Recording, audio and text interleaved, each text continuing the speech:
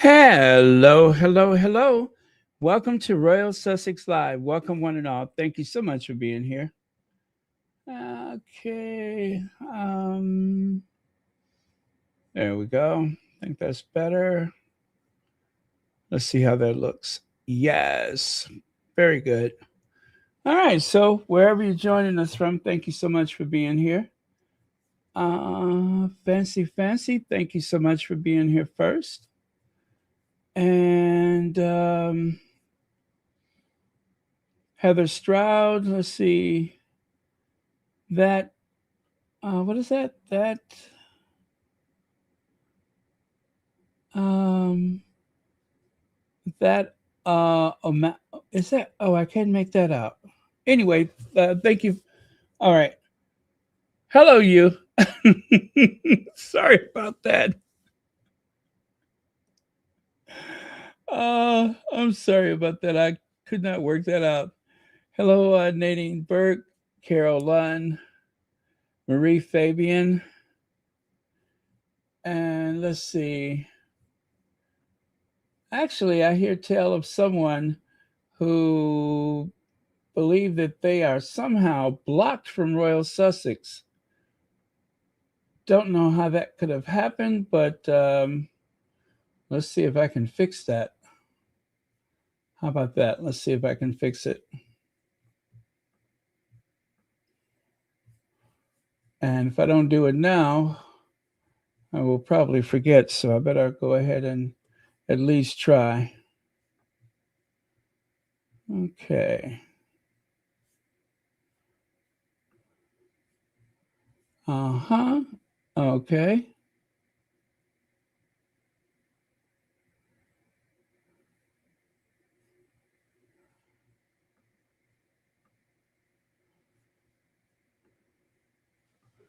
Go to settings. Is that right? No, that's not it. Okay. Well, anyway, I promise I'll try to fix it later. They changed something on the settings, and I'll have to try to do that later because I cannot figure it out right now. Sorry about that, but I do know that there's someone who has been blocked, but I promise I will try to fix it as soon as I can. Okay? Okay.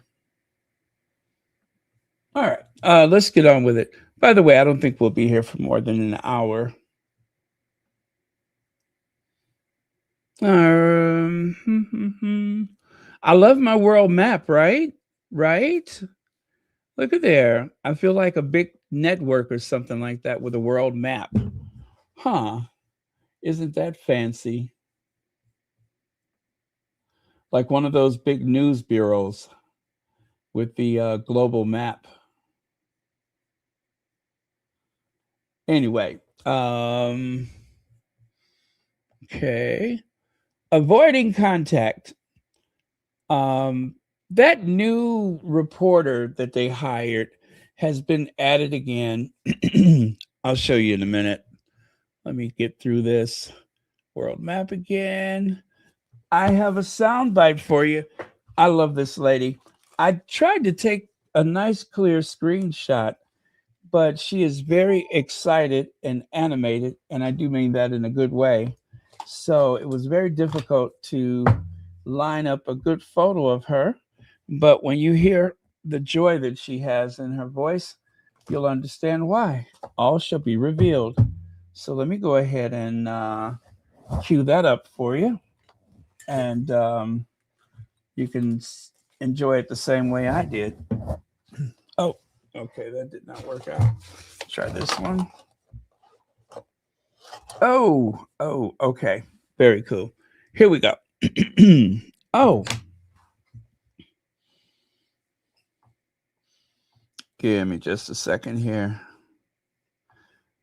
Give me one good reason, and I'll turn right back around. Give me a reason to stay here, or I'll turn right back around.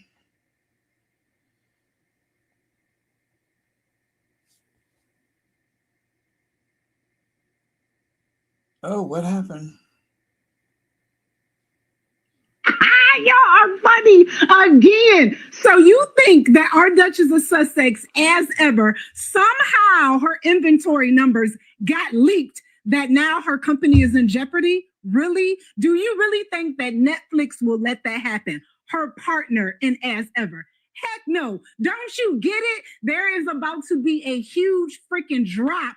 Now she is getting ready to start shipping overseas. Haven't you been asking for that, UK people? Well, here it comes. She got to be able to stock up the inventory because y'all know that us US people, we will sell that sucker out and y'all won't get nothing. So she has to double and triple the inventory so y'all have something. Don't you get it? Y'all come up with the craziest freaking stories. Why don't y'all understand her strategy? She is super smart. She done showed y'all that she can sell out 5 freaking times in US alone. So you don't think that she can do that now in the UK and in the US and wherever else she is getting ready to launch overseas? Like, come on, y'all. Be smart.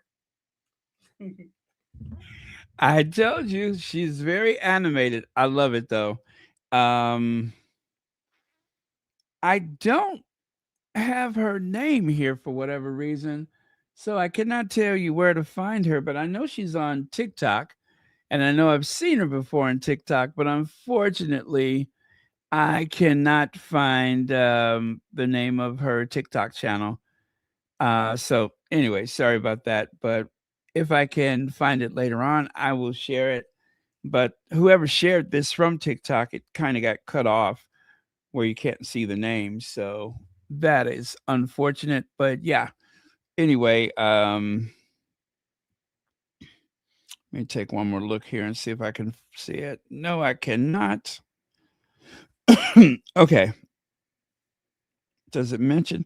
Oh, I see it. It's called Deal Curator. Let's see here. That is the name of her TikTok is Deal Curator. So it's DEAL Curator on TikTok. Deal Curator. All right, so that's it. Interesting name, the Deal Curator. No, it's just Deal Curator, not the deal, but Deal Curator.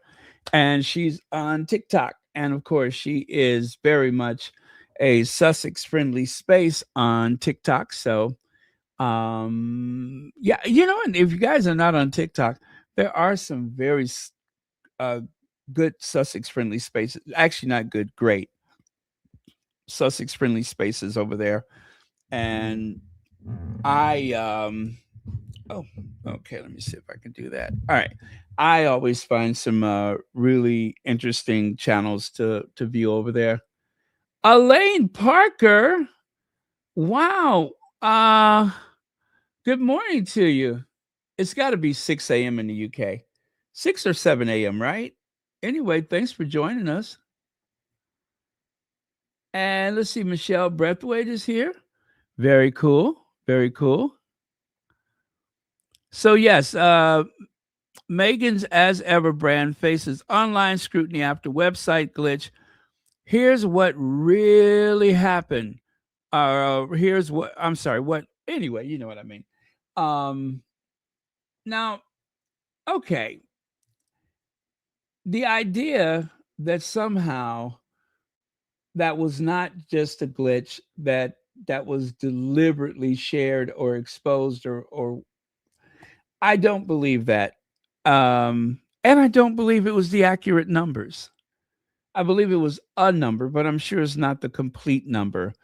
Plus, depending on what the items were, some of the items had been sold and replenished and then sold again, because I really do believe we had like 3 batches of the raspberry preserve because it sold out. Well, maybe 4. When you think about it, maybe it was 4. But anyway, with the big aha gotcha that they were trying to pull on Meghan, they actually helped to expose the fact that Meghan has been incredibly successful with her products. And we would not have known that had they not tried to pull the old I got you. So thanks. That's all I can say is thanks, because it wasn't like Meghan was going to say anything, right? Over 1 million of those, what is it, the 3 different fruit spreads in the gift box. 1 million of those, 1 million of those, that's like a really successful QVC run, right? That's a very successful is it QVC? Yeah, or Home Shopping Network. It's like a very successful run of products on there. So, oh, I know that it would not be popular with some people, but just imagine if our Duchess actually did do some direct sales like that on the QVC or something. I mean, a lot of very big names have done it, and it is very, very lucrative. Now, I haven't seen those shows in forever, so I don't know how they are now with so much of the online sales, but I know my aunt, God rest her soul, she was huge when it comes to the QVC. She had bought some bed sheets for me one time, and they were the best quality sheets I ever had in my life. And I used those things until they just were not functional anymore. I think the fitted sheet developed a tear. So that's what I get for not cutting my toenails often enough. But it developed a tear. But yeah, that's how much I used those sheets in and out the washer, cycle after cycle, until they were threadbare. But they were just amazing. So yeah, they have some great products on the QVC. Could you imagine? Well, um, I say don't say no to anything. Never say never.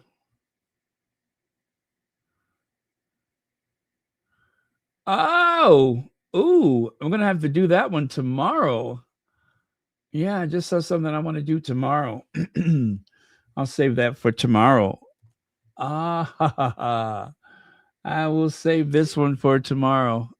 I can't tell you. That's going to be fun. So make sure you're here tomorrow. Also, you guys, please make sure you hit the thumbs up. And if you have not established your own official Royal Sussex membership, do consider doing just that. A membership with Royal Sussex, only, how much is it?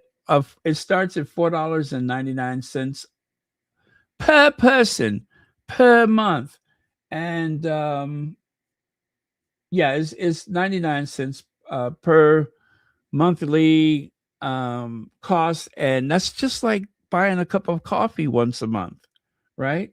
So give up 1 cup of coffee and support Royal Sussex. It goes a very long way. Okay. What did I just do? I just lost something I needed. Oh no. All right. All right, focus, concentrate. You love the world map? Thank you. Yes, Jacqueline, I know they have the Western European version of the map that makes Africa look much smaller, when in truth Africa could, you could put China, the United States, and several other, like all of Western Europe in Africa. I actually have shared that map here on Royal Sussex before. So I know exactly what you're speaking of. but unfortunately, they didn't have that in blue. So I don't have that one available, but it is very true. Africa is always underrepresented, and Greenland, of all places, is overrepresented. They make it look like Greenland is bigger than Africa. So, yes, that is very true. Okay, let me see. Where was I?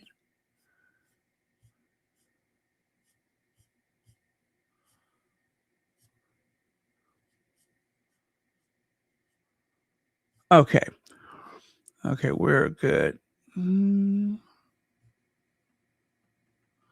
I know what I can do. Let me try this one.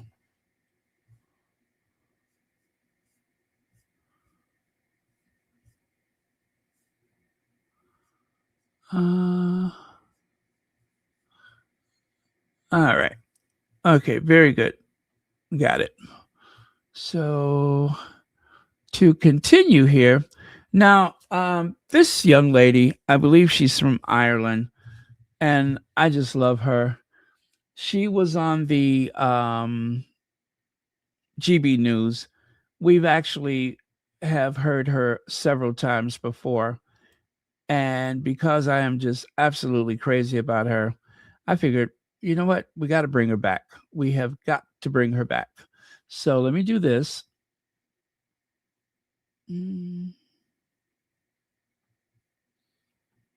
Oh, wait, that's wrong.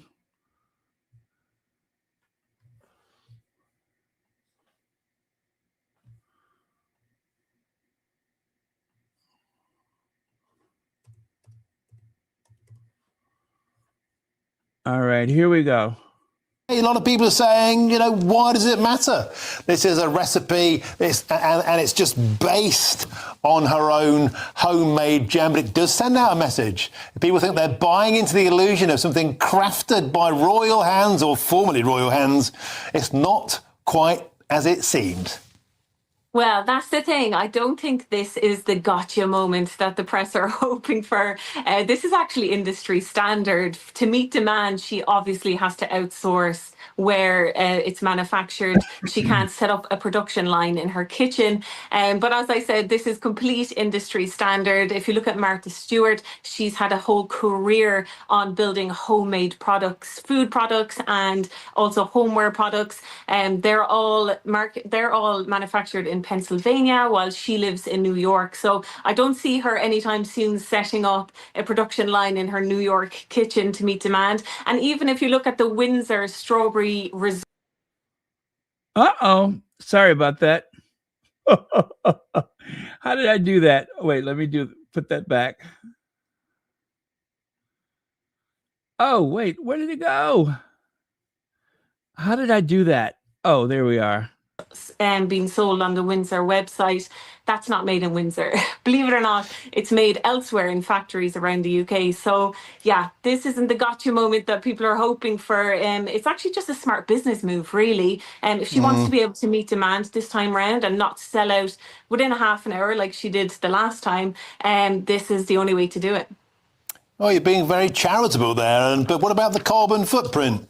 Here's a couple that fly to the Google climate change conference, stand there barefoot, having flown on a private jet, and they're flying jam 2,000 miles across America. You're not telling me they could make that jam a little bit nearer to their Hollywood estate? Well, the carbon footprint is actually every single business out there. If you look at all the businesses, large companies, all the ones that we know today, they all use manufacturing plants that aren't in the location where the product was created. So it's just industry standard. It happens. If we're looking at Meghan Markle with this fine tooth comb, that means we have to open it up and look at absolutely every single massive business in the world and ask, why are you producing it so far away from home? Should this be produced in your kitchen? What about the carbon footprint? It can't be one rule for Meghan and then other rule for other global businesses. Well, I think perhaps it can, because if you're sanctimonious about people's everyday carbon consumption, about we should all cut down on holidays. We should all be lean, green, and clean. And then you fly in jam jars 2,000 miles. I think those with glass houses or glass jam jars shouldn't throw stones. Well, are you going to look into the carbon footprint of the Windsor Strawberry Reserve that is made elsewhere in the UK? We're flying that around the world. Lots of Americans buy that. More Americans buy that than people in the UK. So are we going to ask the Windsors what's going on there? Are they offsetting their carbon footprint? Do you work for Alan? Do you work for Meghan Markle? No, I don't. But what I am is a journalist, and I'm fair, and I like unbiased reporting. So that's what I base my reporting on. And I think that actually all the reporting on Meghan Markle has been very biased.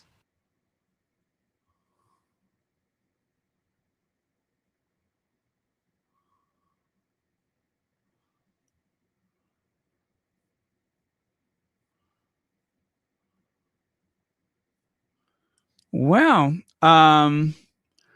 as you can see, she straightened him out very well. Look at that last image there on the right side. You can see how his mouth is twisted. It's almost as though he's having a stroke or something, because she put him in his place and she straightened him out, and he didn't like it. And so his argument it just went from bad to worse. Do you work for Meghan Markle? I'm just like, oh my gosh. Are you really asking her a silly question like that? No, she doesn't work for Meghan. She uses good sense when she's speaking to someone. She is being fair and impartial, as opposed to GB News, which uses a bunch of sensationalism and flat out lies to sell their product, which is bad news, or should I say fake news. So yeah, she's just doing her job, which is what he should be doing. Anyway, love her. She's very, very good at her job, and she's very good at addressing down those people at the GB News. I'm surprised they let her on, to be honest with you. So anyway, I forgot what her name is, but cheers for doing such a sensational job.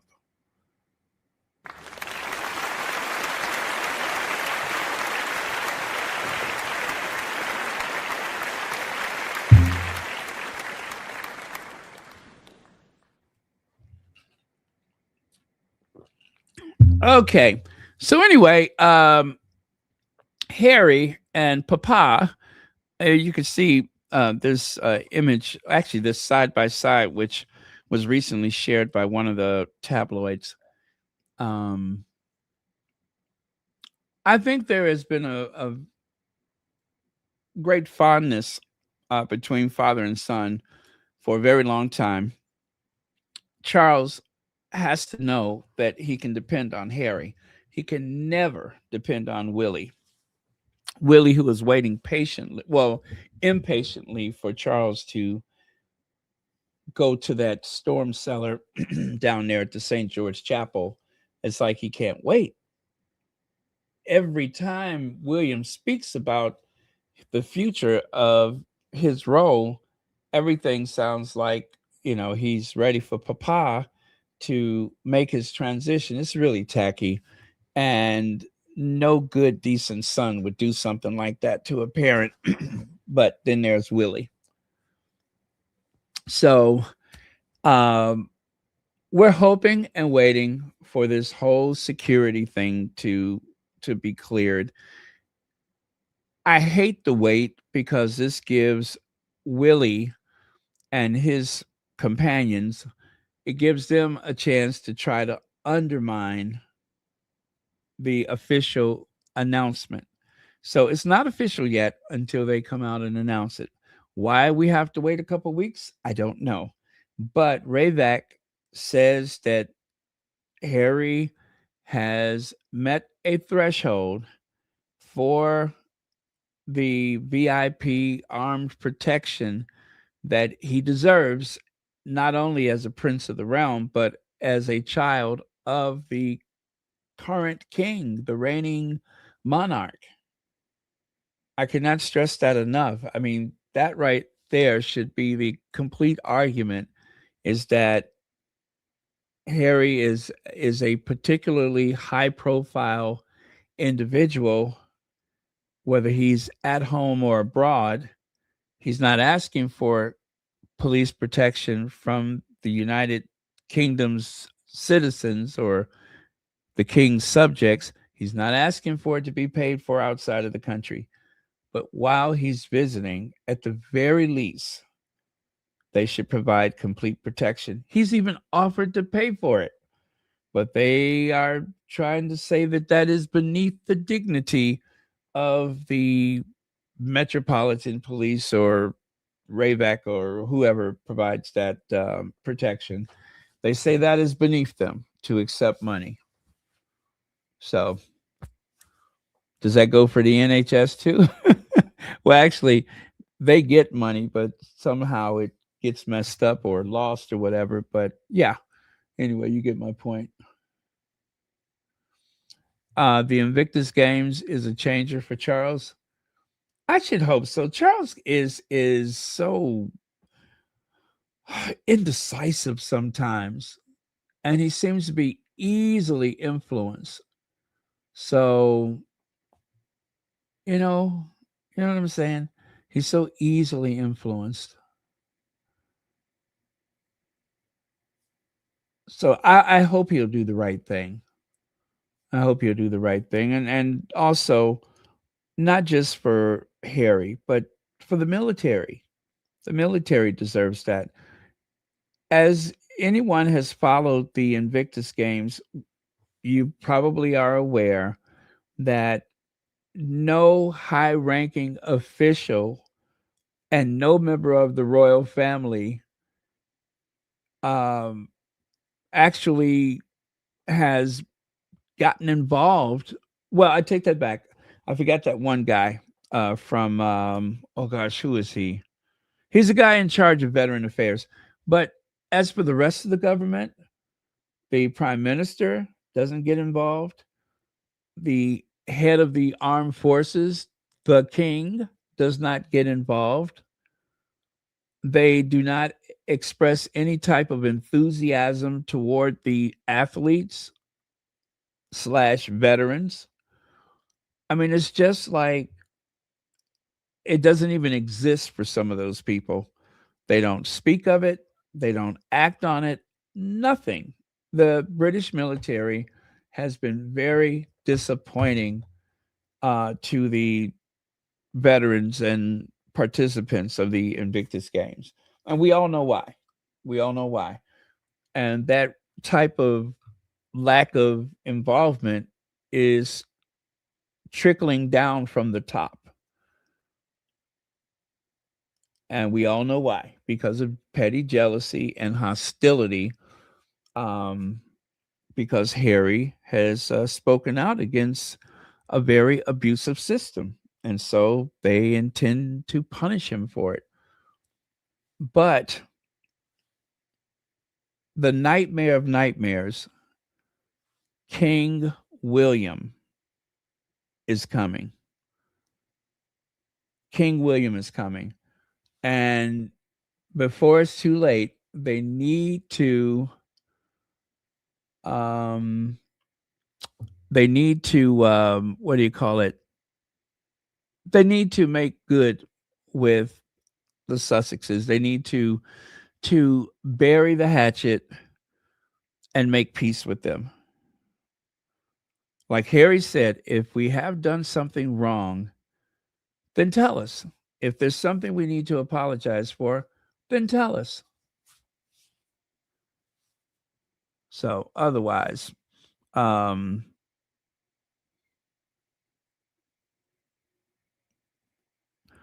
this needs to end. It has gone too far. It has gone way too far. Okay, let's move on. So Kate Middleton dodged meeting Meghan for as long as she could, but her reservations about Prince Harry's then girlfriend came from a good place. Now, notice the name Ruth Stainer, trainee reporter. Ruth Stainer, trainee reporter. Ruth, Ruth has the same position that this, what is his name? Cameron something. He was the trainee reporter last year or year before last, right? What they have them do is they go and dig up every old headline and give it a whole new article. Anything that they can find. Like, for instance, the other guy, he had an article um, saying something about Meghan's record when she was in Argentina. Um, I forgot exactly what the article was, but anyway, he went and tried to retell that story. And then is the story about Meghan and Harry on the balcony and the way the Queen and Meghan were looking at each other, and the Queen knew such and such. All of those old articles are brought back to life. So this one is not a surprise because notice it says Ruth Stainer, trainee reporter. Trainee reporter. She's in training. She is absolutely in training to be one of those hateful journalists at the Daily Mail. See there, Ruth Stainer joined Daily Mail in September of 2024 on the graduate scheme. She then spent 3 months at the Scottish Daily Mail on placement. And then from the Scottish Daily Mail, then she comes south to the you know, English Daily Mail or the Daily Mail, UK the UK, let's say the UK version of Daily Mail. She comes down to the UK Daily Mail to do the same thing over again. I guess it's almost like a loyalty test to see if you're vicious enough to work at the Daily Mail. So I've been watching her, and I could just look at a headline and I know that it's a Ruth Stainer story. It usually means it's old stories, things like body language expert, what Prince Philip said about Meghan, what the Queen said about Meghan, what Princess Anne thought about Meghan, that time that Meghan broke protocol. Is always the same articles reimagined and reinterpreted. It's really to give the new trainees something to do. They don't usually allow them to handle the first run news. It has to be something old that can be reimagined, and that's what they do. So, this one, of course, is the reason Kate Middleton dodged meeting Meghan, and boy, wasn't she right to do that. So they say. All right, so let's get to the meat of it. But I'm not going to use the article from Daily Mail. I'm going to use Celibici. I use Celibici, and there'll be some bits of it. So it says here, this summer will be the 10th anniversary of Prince Harry's first date with then Meghan Sussex. I'll just say Sussex. He wrote about it in detail in Spare and how he saw Meghan on social media and everything in his world stopped when he saw her face. He knew Meghan was the one very early on, and he was basically all in from the first meeting. In retrospect, Harry's discovery of his soulmate was the thing which caused all of the drama and angst within the institution. I repeat, Harry's discovery of his soulmate was the thing which caused all the drama and angst within the institution. It was Meghan in particular. It was the fact that Harry was so in love that it was transformative. It was transformative love that he would do anything for Meghan, even if it meant taking her far away from his racist family. Harry and Meghan made everyone else look bad, especially the other brother and the other brother's wife. Harry would walk through fire for Meghan. William wouldn't even shoulder some blame publicly for a poorly photoshopped Mother's Day image when his wife was being treated for cancer. Remember that? Y'all remember that? William would not even take blame for a poorly photoshopped image that was used on Mother's Day. Instead, he let his wife take the blame for it while she was being treated for cancer. So there you go. Uh-oh, let me get rid of that sound.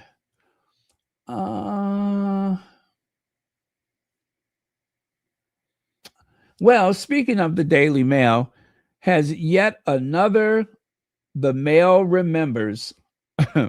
That's what the Celebrity calls it. Yet another The Mail Remembers piece. This one about what happened when Meghan and Kate first met. Clock the tea about the timeline of William's fury over Harry's relationship. See, I'm not the only person that has noticed this about these trainee reporters. They always go back and find some article. I guess that's their job. I guess that's the Daily Mail of giving them something to do. Oh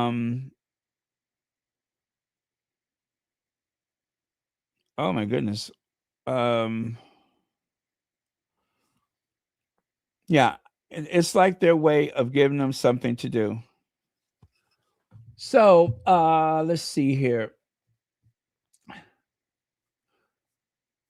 Celebici goes on to say, Harry also wrote about taking Meghan over to Will and Kate's Kensington Palace apartment, and Kate refused to go and meet Meghan. And William kept Harry and Meghan in the foyer, basically. Harry wanted to introduce Meghan and Kate then, but Kate had some excuse. Of course, Harry also wrote that William and Kate were very familiar with Meghan already because they were fans of Suit. That more than anything else was probably the reason why Kate and her I'm sorry. And more than anything else was probably the reason why Kate had her panties in a twist. That's what it says. Meghan was a beautiful actress on one of William's favorite shows, and Kate was just sick about it. As for the timeline of everything, they're basically saying that Kate refused to meet Meghan because of what the racist tabloids were writing about Meghan in the fall of 2016, and because William was irate over Harry's relationship. Yikes. None of this makes William and Kate sound good or healthy. So, again, that is what Celebici wrote about the situation. Now, Elaine Parker, thank you so much for the super sticker. And thank you for being a member as well as a moderator here at Royal Sussex. So, let me share with you something from the Daily Mail article. Now, this is Ruth Steiner's writing. Okay. Remember, she has just been hired to do hatchet jobs on the Sussexes. Pretty much that's all she writes about. She says, before he left royal duty behind, Prince Harry once shared an incredibly close bond with Kate Middleton and fondly described her as the big sister I never had. So when he fell head over heels for former Suit star Meghan, the Duchess of Sussex, It says Meghan Markle, but I don't want to say that. In the summer of 2016, it was unsurprising that Harry was eager to introduce Kate to his new American beau. Yet Kate repeatedly sidestepped Prince William and Harry's efforts to introduce her to Meghan, according to royal author Christopher Anderson. And her initial reluctance did, however, come from a good place. Now, this is her opinion, saying that that came from a good place. Claimed a close friend of the Duchess of Cambridge who first met Kate while they were both students at Marlborough College. So, okay, the person who says that that comes from a good place, and by the way, are we hearing this third or fourth hand? If they went to college together, obviously this person is loyal to Kate. Duh. It's not like it's some impartial person who met Meghan, Will, Kate, and Harry at the same time. This is someone that is an associate of Kate. Yeah, Kate Middleton. So, anyway, she's always been a substitute big sister to Harry, watching out for him, making certain no one takes advantage. Oh my God. Oh my God, this is awful. Takes advantage. I think she was a little frightened by what she was reading. Okay, so this person formed their opinion about Meghan based on what she was reading in tabloids. Make a note of that.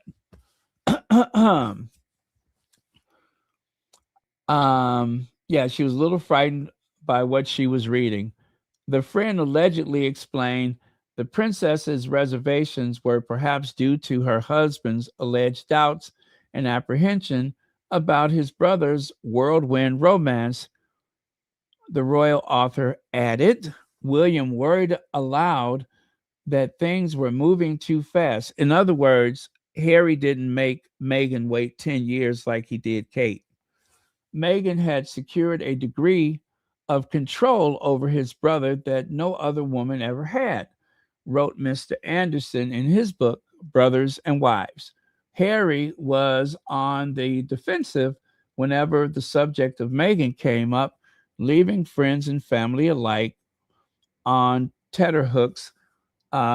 Indeed, according to the royal author, the prince once became so enraged that he learned that one of his longtime Eton friends had made a crude joke about Meghan's mother, Doria, that he cut him off for good. And he should have. And he should have. Imagine what that crude joke from someone from Eton College, imagine what that crude joke must have been. Just imagine that. Right? No mention of what the joke was, just that Harry cut off someone who made a comment about Doria. Good for him. Not even his closest friends were immune from Harry's wrath when it came to Meghan, noted the royal author.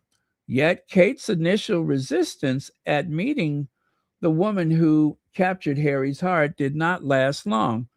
On January 10th, 2017, Harry took Meghan to the Cambridge's Kensington Palace residence, apartment 1A, to meet Kate. Any initial anxieties or concerns about her blossoming romance was seemingly put to one side. Yeah, right. As the princess was said to have warmly embraced Meghan with a hug when they arrived at the 4-bedroom property. Didn't Meghan say that Kate seemed to be startled when she embraced her? Didn't Meghan say that Kate seemed to be startled? So how is this all of a sudden Kate is giving Meghan a warm embrace? I don't buy it. Meghan, meanwhile, was keen to make a first good impression and surprised Kate with a $295 Smithson Portobello notebook as a belated birthday gift, while also taking the time to play with 1-year-old Charlotte, While it lasted less than an hour, the informal meeting between the two women was said to have been a resounding success on all accounts. I'm sure that lasted until Harry and Meghan crossed the threshold. Any old way. It says here, Harry also wrote about taking Meghan over to Will and Kate's Kensington Palace apartment, and Kate refused to go. Wait, did I miss part of that? Let me see. Oh, you know what? That was the end of it. That was the end of it. I mean, there's more in the other article, but this is just what Celibici shared with us. I do not believe that Kate was warm to her. I really don't believe it. I think Kate tolerated her, but Kate does not have an opinion of her own. Whatever William was dictating, that was the stance that she took. Not to mention the fact that Kate doesn't tolerate other women anyway. Clearly, Kate does not tolerate other women. We know this because she has no girlfriends.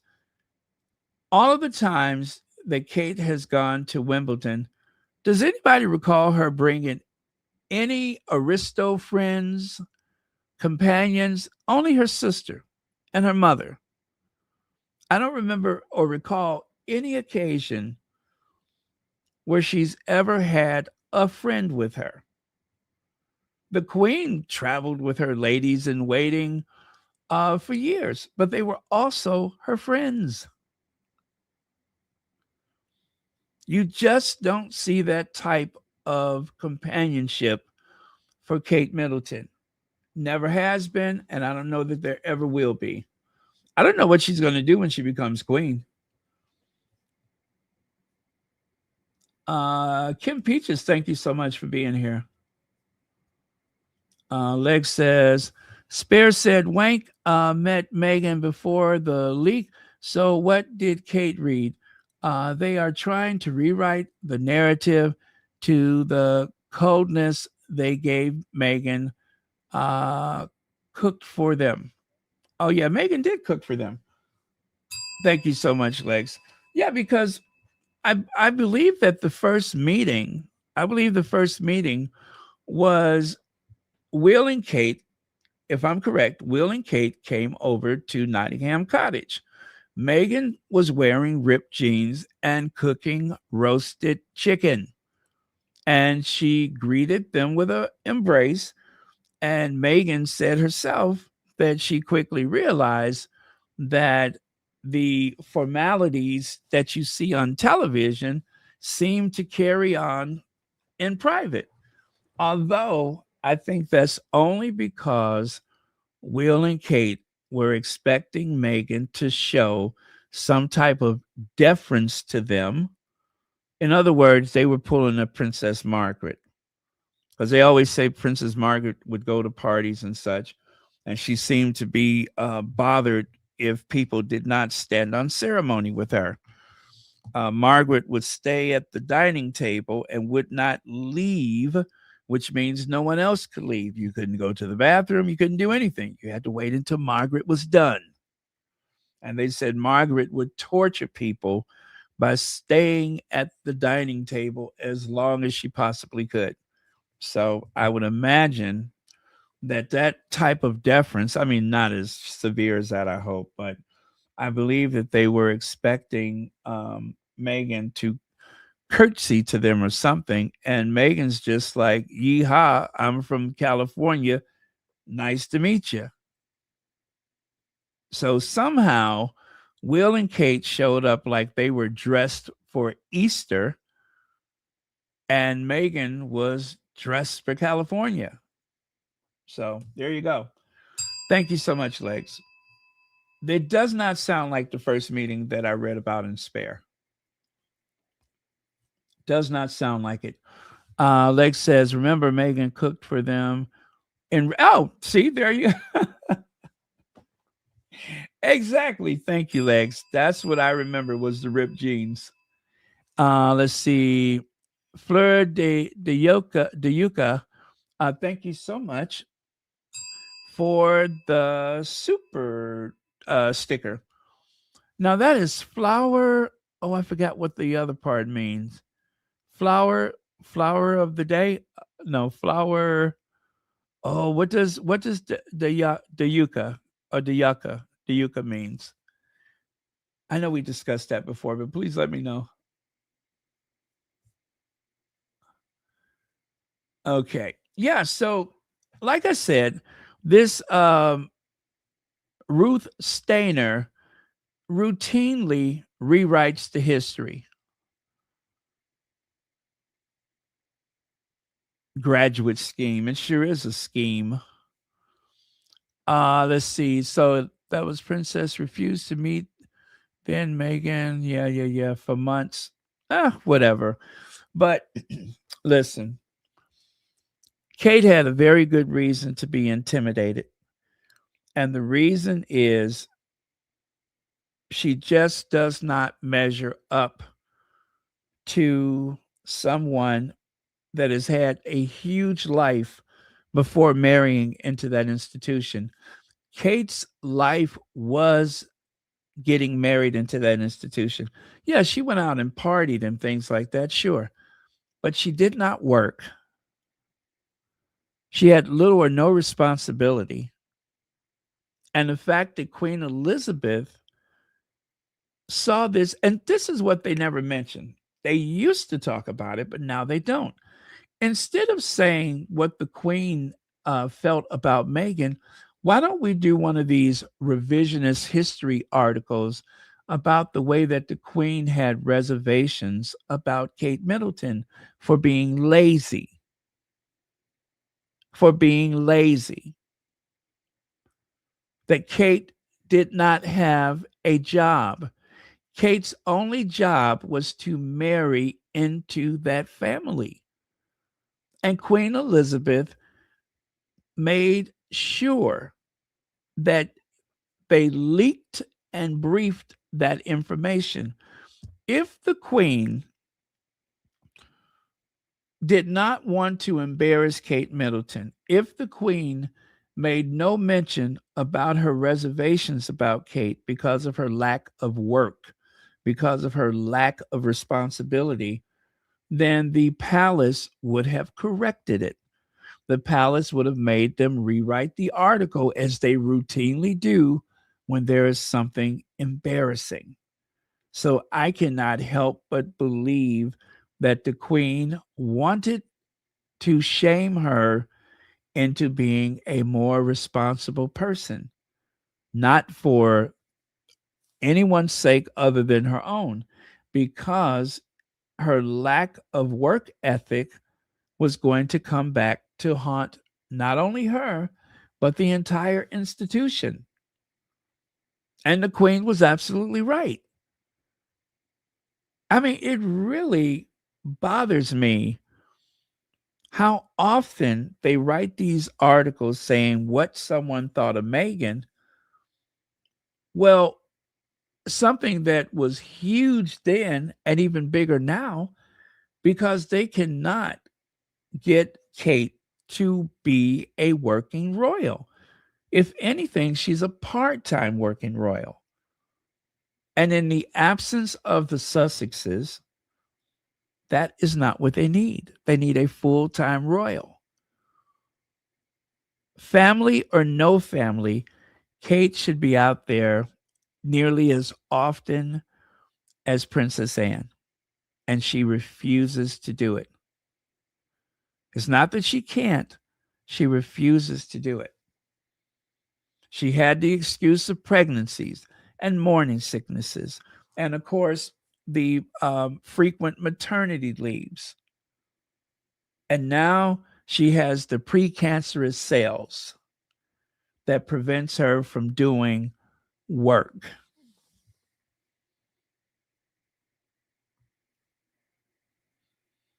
Am I correct? Did I hear that on Duchess of Success, or where did I hear where she says that someone said the last hospital visit about the long waits, and she says, "I know," as if she had to wait. as if there was a wait for her. That is why she didn't want to meet Meghan. She did not want to meet Meghan because, by comparison, she is as hollow as a drum, as empty as a barrel.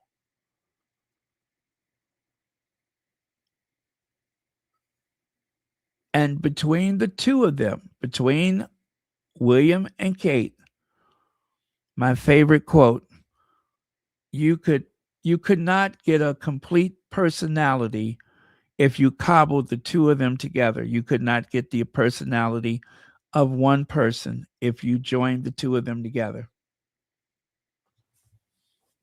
And nothing has changed.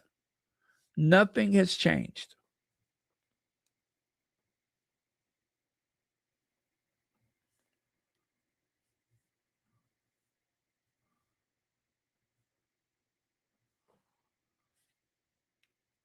It's weird that they keep going after Meghan when the problem is so much closer.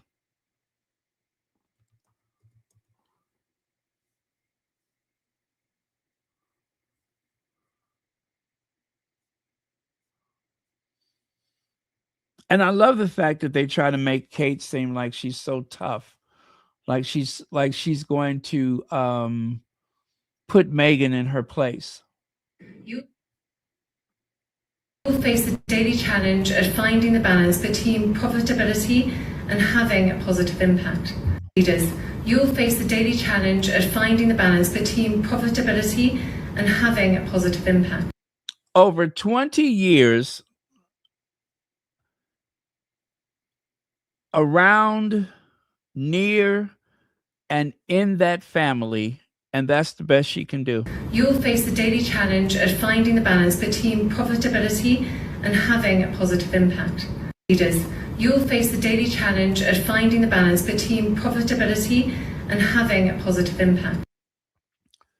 All those years that she had to hone her craft as a royal princess, and that is as far as she's gotten. She hasn't gotten any further than that.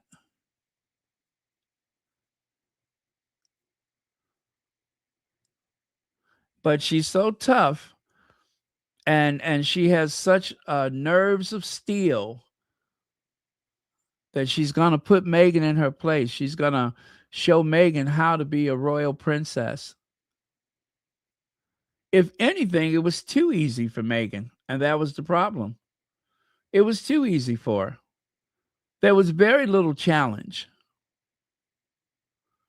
And so, in order to make Kate seem more capable, they had to nitpick and find every little thing that they could accuse Meghan of doing wrong so that the jointed doll could seem like she was the perfect person. So perfect, she won't even go to work. She flat out refuses to work. That's how good she is. She's so good, she don't even have to show up to work.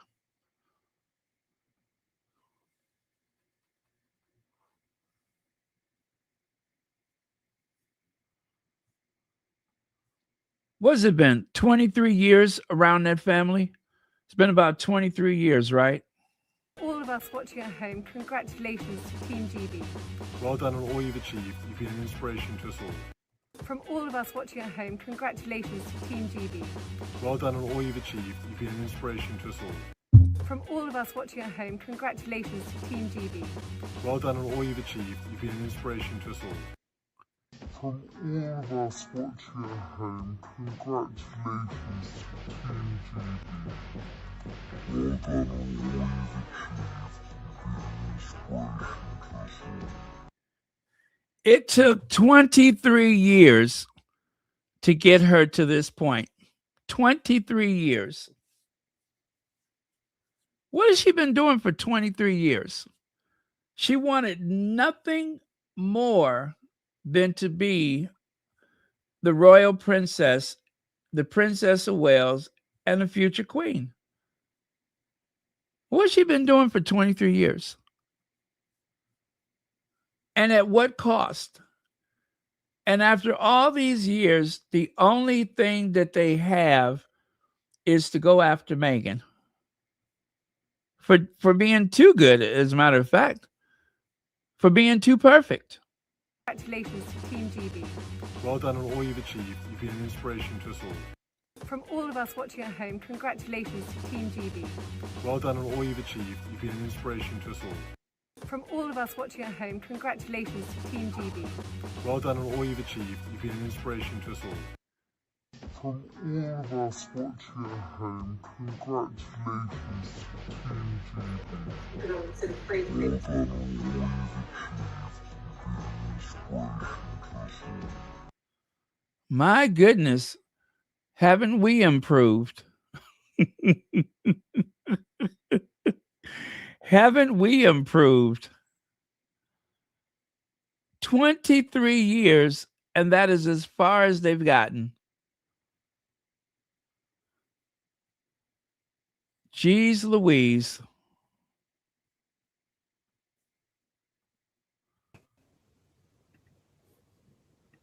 Reasons Catherine is so popular amongst certain demographics, and I'm going to say older people and men, is because she says absolutely nothing. She's a good little girl who keeps quiet and doesn't complain, doesn't do anything, doesn't rock the boat, and is a very traditional, old-fashioned mute woman.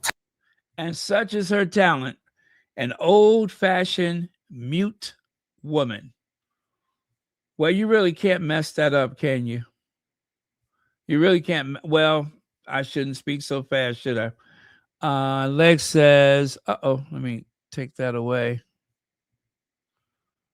Get back over here. There we go. Spare said the leak came after Harry and Meghan's meeting with Charles III and Cowzilla. Remember, Meghan was talking to Charles and Camilla was listening intently to what was said, then leaked.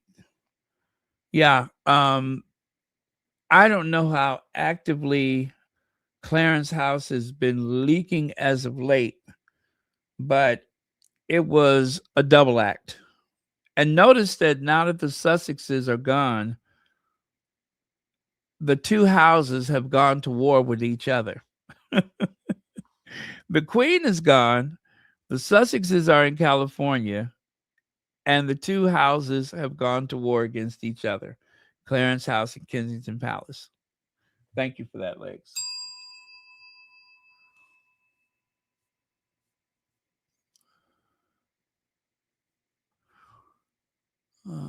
Could operate like Camilla. She literally operated from the shadows. William can tell.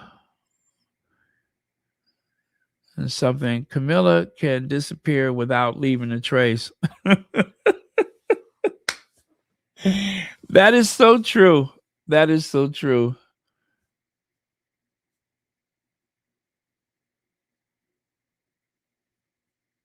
I'm sorry. I missed that one right there.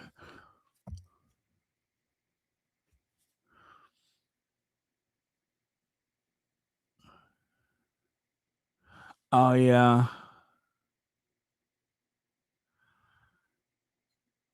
Well,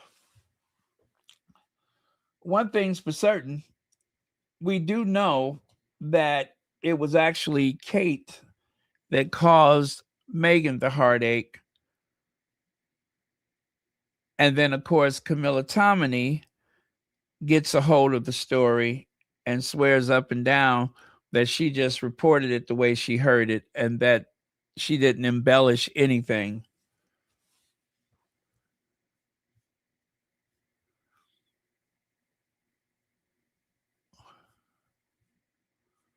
Okay. Hey, Sequoia Farms. Okay. Connie Balmer. Hey, Connie Balmer. All right. So we have, one of my favorite things. You guys, I love me some Zandy Sussex and Sussex Soldier. Oh, boy. Buckle up your seatbelt because Zandy Sussex has done a deep, deep analysis on William.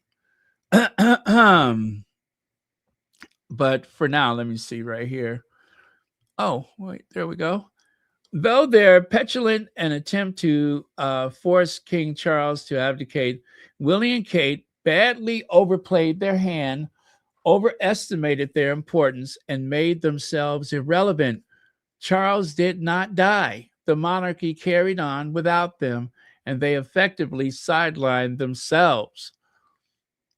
It's increasingly clear that Willie and Kate are separated, that is, and co-parenting. This threatens the carefully curated perfect family narrative they like to present. Also, events are moving quickly towards Harry regaining his security, and with the Invictus game 27 approaching, he'll be a strong presence at the UK and globally, at a prospect of international visits with his wife and kids, which the media are salivating for, and the Waleses are terrified of being overshadowed. Also, Charles now appears to recognize the mistake that he made, siding with demon son Willie to exile the one son who genuinely loves him and is trying to work out how to reconcile without losing face. For now, he seems impervious to Willie's tantrums. Let's see if he can keep his spine. That's what I was saying, because Charles is very weak and he could easily find himself shifting in another direction without warning. Willie and Kate are now panicking as events unfold without them. They are scrambling to recenter themselves. The bots are not working, and neither did fake cancer force and abdication by Charles. These are crises entirely of their own making. Like I said, Zandy has taken a deep dive, but you just wait, because there's more. There is so much more. I was going through her thread and I could not stop looking. So I hope I put these in the proper order so that it will make sense, but stay with me. So Zandy says, here's my take on why William and Kate are hiring a crisis manager and why now. We all know the only thing that motivates Willie and his one-sided competition with Harry and not wanting Harry to have anything nice. This is a longish thread. Yes, it is a long thread, but definitely worth it. Through their petulance and attempts to force King Charles to abdicate, Willie and Kate badly overplayed their hand, overestimated their importance, and made themselves irrelevant. Charles did not die. The monarchy carried on without them, and they effectively sidelined themselves. Next. The innocence in this photo of young Prince Harry helping his pa get ready for polo breaks my heart. Little did he know this same father would one day throw him to the wolves. Charles didn't deserve a kind, gentle son like Harry. I'm telling you. And next. In toxic family, truer words have never been spoken. In toxic families, children are given a choice: stay silent, endure abuse, and remain part of the family, or speak up, protect themselves, and be ostracized. There's simply no place for a truth teller in a toxic family. Did y'all get all that? There is no place for a truth teller in a toxic family. Now, this is all part of Zandy's thread.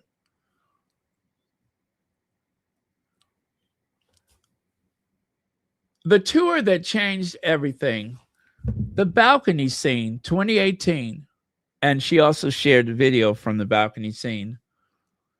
Everything changed for me and Meghan after the Australian tour. That's what Prince Harry said. October 23rd, 2018 was the day that the jealous royal family, aka Prince William, Kate Middleton, Charles III, and Godzilla, that was the day when they got extremely jealous, or as some people would say, their noses got out of joint. I could not help but think that Harry was feeling more joy that he'd ever felt in his life, and also more anxiety that would only get worse because of how climactic that tour was. That was the perfect royal tour. Absolutely perfect.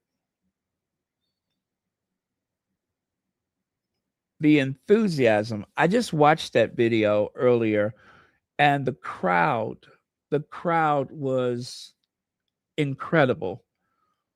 It was absolutely incredible. And I'm sure they had no way to know that that moment was going to happen, but it did. And it's the same balcony that Philip and Lizzie used all those years ago.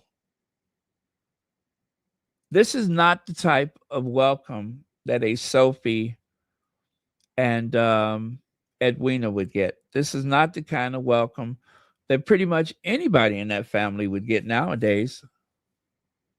This was a crowd clamoring to see them,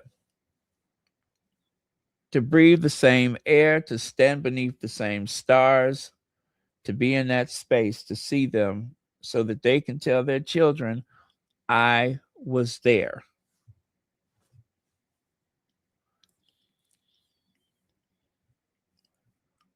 Now, Zandy usually goes to look at Brer Rabbit, so we don't have to. And I do appreciate that, because I do not intend to pay Brer Rabbit any attention. So why Meghan's UK return will happen if Harry gets security. While not settled yet, the smart money is on betting Harry gets his security back. And William is hiring a PR who is expert in crisis management, just in case. Oh, now why does that bother me so much? Zandy said William's minions admit Harry is likely to get his security reinstated, and Willie is spiraling. If the Rayback process is independent as claimed, why is Willie so afraid of letting it take its course and living with the outcome? His spiral confirms security was used to control Harry and Meghan. And there's no doubt about that. Suddenly, we don't, you know what I don't hear? You know what I don't hear so much lately? It wasn't that long ago that everything that came out of Clarence House involved William's opinion. Now, we didn't hear that from Clarence House. We heard that from Willie. Remember how they kept saying they consulted William before they made a decision? They sought William's advice before. Why did that stop? Why did that stop? Well, how come we don't hear that anymore? Even with Andrew, they're always seeking William's approval. And then, of course, Tom Sykes, aka Brer Rabbit, was trying to make this case that it's time for Charles to relinquish his authority to William. And that William, remember they kept saying William is gaining more power. William is going to more meetings. Now, I didn't believe that for nothing. If the fate of the world hung in the balance, Prince William is not going to do anything Prince William doesn't want to do. And going to meetings to learn how to do his job is something that should have happened 20 years ago. Not because he turned 40 and not because Papa is ill. He should have been learning all along. So if he wasn't trying to learn anything 20 years ago, what makes you think all of a sudden William has changed his ways and he is sitting through meetings he do not want to be involved with? I don't believe it. Yes, Heather Stroud, Charles is actually sidelining Willie. And as Zandy said, they overplayed their hand. All of this talk of William seizing power and control, I could not imagine Charles being of sound mind and childbearing hip body. I could not imagine him yielding to that lunatic son of his. I wouldn't do it. I wouldn't do it. Not with a kid like that. And especially Charles had older, established courtiers, right? William doesn't have that. William has a bunch of bearded weirdos that tells him everything he wants to hear. He doesn't have anyone established from the military or the government or anything like that. He has these upstarts that do not do things in a very sensible and conventional way. So if I was Charles, I would be reluctant. No matter how bad I felt, I would be reluctant to yield any authority to him. Why would he do that? Look at how long the Queen held on. It took until the Queen was seriously ill, right? Until she had slowed down so much that Charles finally fired all of her people and put his own people in there. Well, until William puts his people in Clarence House, right? Until William gets enough chutzpah to put his people in Charles' house, I don't want to hear nothing else about William seizing control because it's just not happening. Not today. Not today, Satan. I don't believe it. I do not believe it.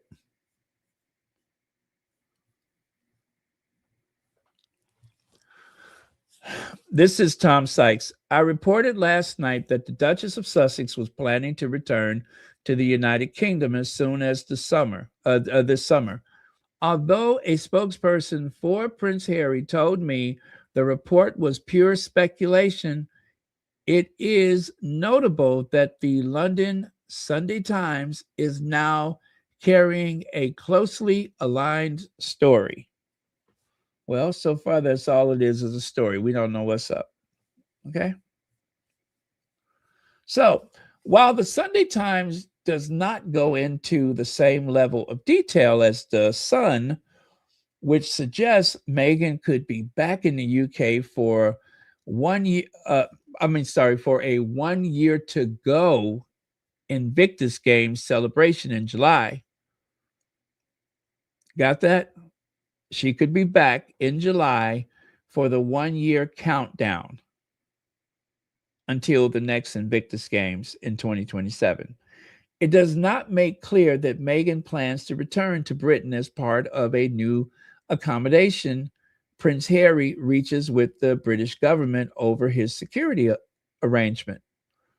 A source is quoted as saying of Meghan, "I think she would come back with him and the children." They love to do stuff as a family whenever they can. Oh my God, who wrote this? Tom Sykes. And when they do things philanthropically, they often take the kids along privately. I can't see a reason why he'd come over with the kids without her. Now, that's one thing he says that makes sense. Why would he? Oh, you know what? I'm so sorry, you guys. That's what I'm looking at right here. Lex says, so his reassurance is another tabloid said. Exactly. It's a feeding frenzy, you guys. It's only the middle. It's not even the middle of January. We are going to go through this crap until July. Unless the Sussexes announce who's coming and when, we are going to have to suffer through this speculation up until the month of July. That is a significant statement. It also goes a long way toward explaining another intriguing story in the Mail on Sunday today, that Prince William has hired an experienced crisis manager, Liza Ravenscroft, as the newest member of his PR team. Ravenscroft, described by former boss as bulletproof sunshine, runs Edelman's UK crisis and issues team. That's a weird name, crisis and issues team. Hello, Edelman's crisis and issues team. This shit out of here. Hello, Edelman's crisis and issues team. Do you have a crisis or an issue? We can help. Who made up that name? Ring. Hello, Edelman's.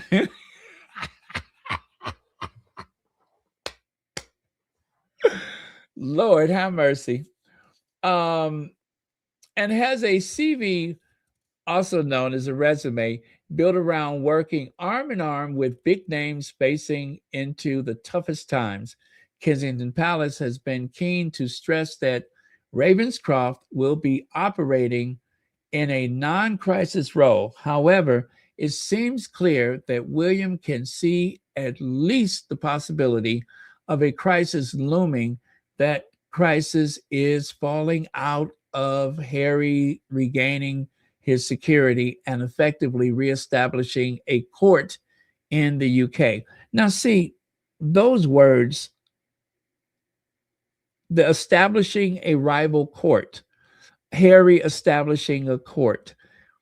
Yes, in ancient times, a rival court would make a challenge to the throne. There is no possibility of Harry doing such a thing.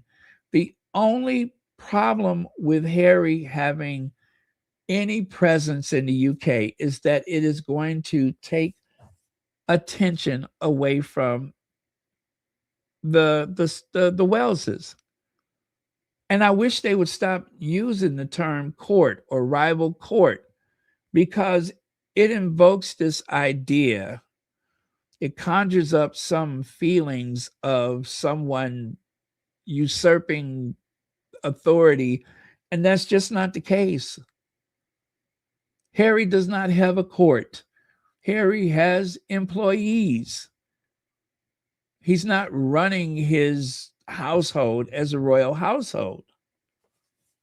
He doesn't have a what do you call it? A one of those bearded people like William has. What do they call those people? The military person that follows him around. He didn't have anything like that. So anyway, there have been countervailing stories, including reporting in the Times suggesting that nothing about the security decision is nailed on. Okay, we know that. I mean, an establishment stitch up in the 11th hour is always a possibility. What else is new?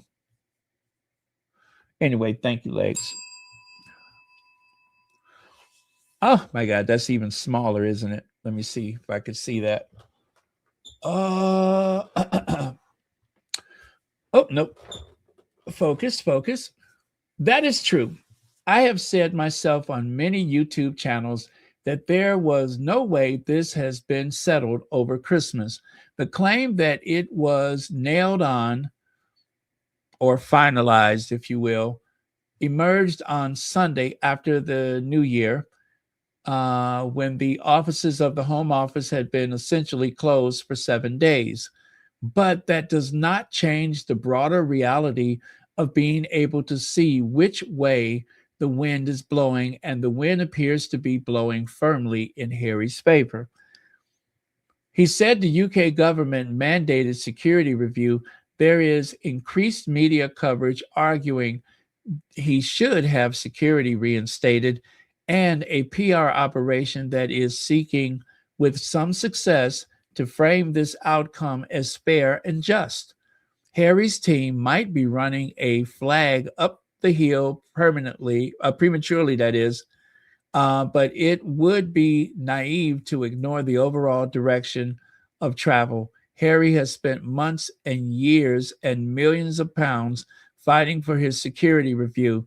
It is hard to believe he would have pursued it so relentlessly if he did not believe the assessment would lead to his protection being restored. Of course, you can say this is simply a PR team attempting to shape the narrative. Well, while placing a narrative in the media until it starts to harden into received opinion is a core PR technique.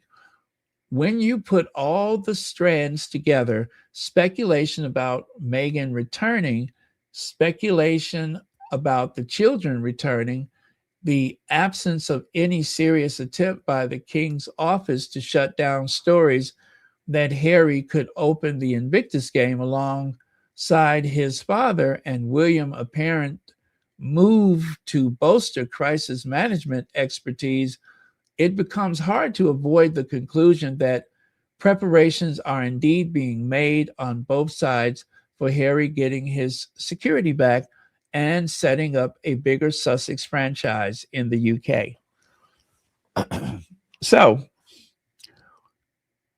also, I want to add to that there are still a lot of people that have been very negative and very anti-Sussex that would prefer to see Harry have some role within the institution. Not for Harry's sake, but for the sake of the nation. Because in spite of all of these emotional support polls, William and Kate are just not that popular. Not like they say they are. Amongst people that it matters to, yes. But amongst the general public, no. Most people are just going about their business.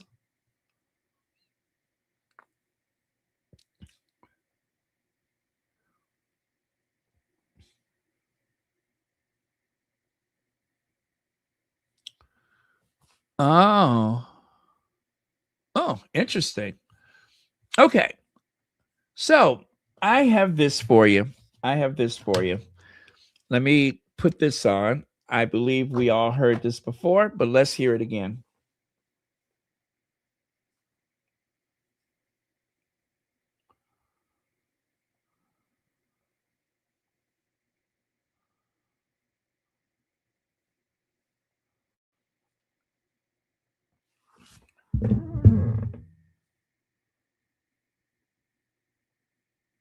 I do think if you pull the lens back a bit, you'll remember those years of Work Shall I Will, etc. We got through them. They're an incredibly impressive couple, greater than the sum of their parts, particularly when it comes to William. But one of the key problems is with the departure of the Sussexes, and I think as humans, we all need this. We all need someone to push off, to compete with in a healthy way. You remove any kind of competition.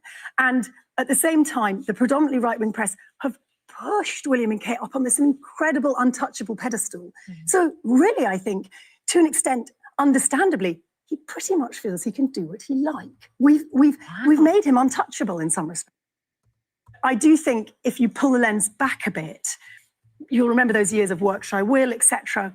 We got through them. They're an incredibly impressive couple, greater than the sum of their parts, particularly when it comes to William. But one of the key problems is with the departure of the Sussexes, and I think as humans, we all need this. We all need someone to push off, to compete with in a healthy way. You remove any kind of competition. And at the same time, the predominantly right-wing press have pushed William and Kate up on this incredible, untouchable pedestal. So really, I think, to an extent, understandably, he pretty much feels he can do what he like. We've made him untouchable. Okay, so you all know, of course, that's Professor Dr. Was it Dr. Dunlap? Anyway, Tessa Dunlap.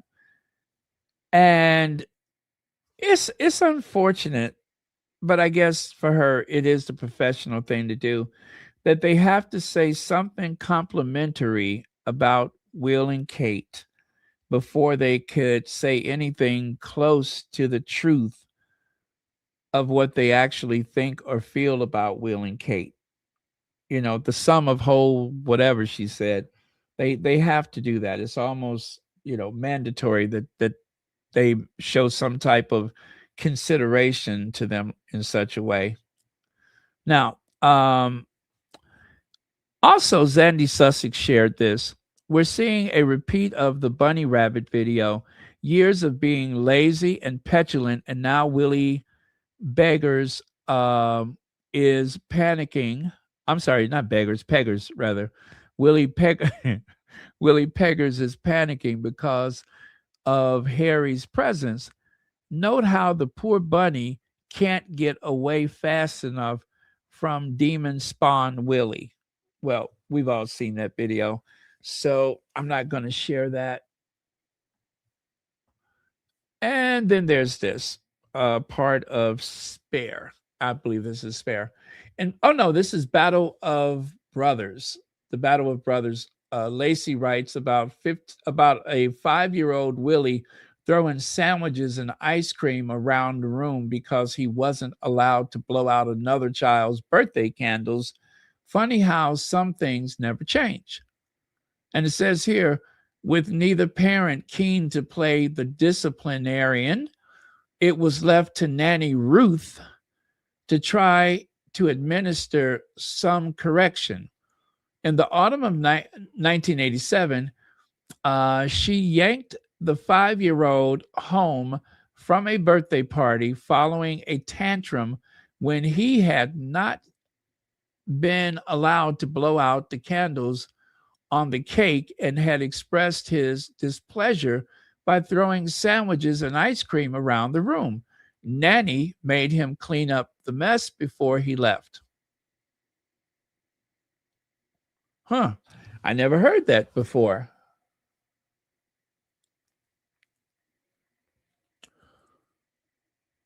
By the same autumn in 1987, reports of William's bad behavior had spread so widely that Spitting Image, the satirical TV show, included the 5-year-old among its grotesque puppets of the royal family. A juvenile William puppet dressed in combat gear and armed with a knife and machine gun was shown wildly, that is, attacking a meek and submissive Harry, then just 3. Diana referred obliquely to the issue of her 2 sons' different temperaments in an interview that year. Harry is quieter and just watches. She said, number 2 skates in quite nicely, but the bad luck about being number 1 is trial and error, so we're open-minded about William. That sounded a bit cryptic, but I think I get it. Blowing out someone else's candle won't make yours brighter. Remember that. Listen, you guys, I told you Zandy was taking a deep dive on Willie. Didn't I tell you that? Let's continue because there's more. Oh my God, that's small. Let me see. This is from Battle of the Brothers. I need to make that bigger. There we go. William's very enthusiastic about things, explained Diana, who was reluctant, like her husband, to be judgmental of their boisterous elder son and heir. He pushes him right into it. Then at the bottom it says Diana referred obliquely to the issue of her two sons' different temperaments in a interview that year. Harry is quieter. Oh, that's the same thing, isn't it? Oh, I see. That's just all right. I see what is still like the other one, but so Zandy says even Diana could see their different temperaments of her boys very early on. She described it gently as any mother would, but basically, Harry has always been a kind gentleman, while Willie has always been a demon spawn, a demonic entity.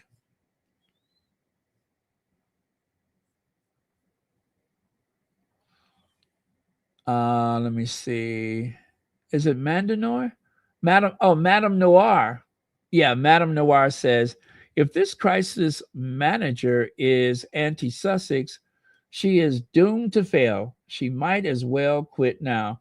Karma works for our Duchess. Not to mention, Meghan and Harry has an unpaid volunteer crisis management team. They are called the Sussex Squad.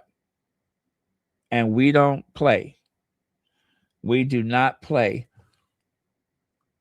Because I'm sharing this thread from Zandy Sussex, you already know that the Sussex Squad has worked diligently. And I mean to tell you, there are some impressive people that have volunteered to take a stand against some very dark forces.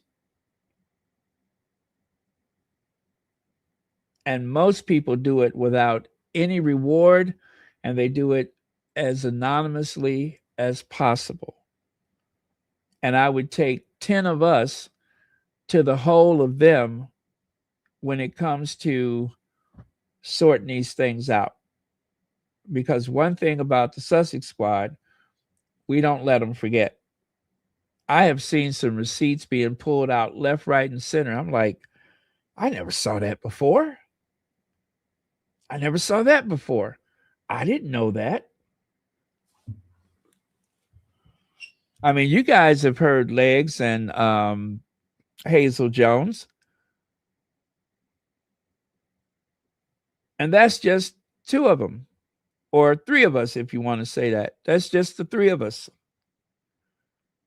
But there's more where that came from. And the thing is, we don't let them forget. A lot of times they'll start some stuff with the Sussexes, and then all of a sudden the internet is flooded with the truth bombs. And when those truth bombs come out, look at how many times the mainstream media has picked up stuff that the Sussex Squad has shared, stuff that would have been swept under the rug otherwise. So they can hire all the crisis people they want. But the truth is the truth. And like you say, karma works for our Duchess. It works against them. It works for Meghan. It works against those other people.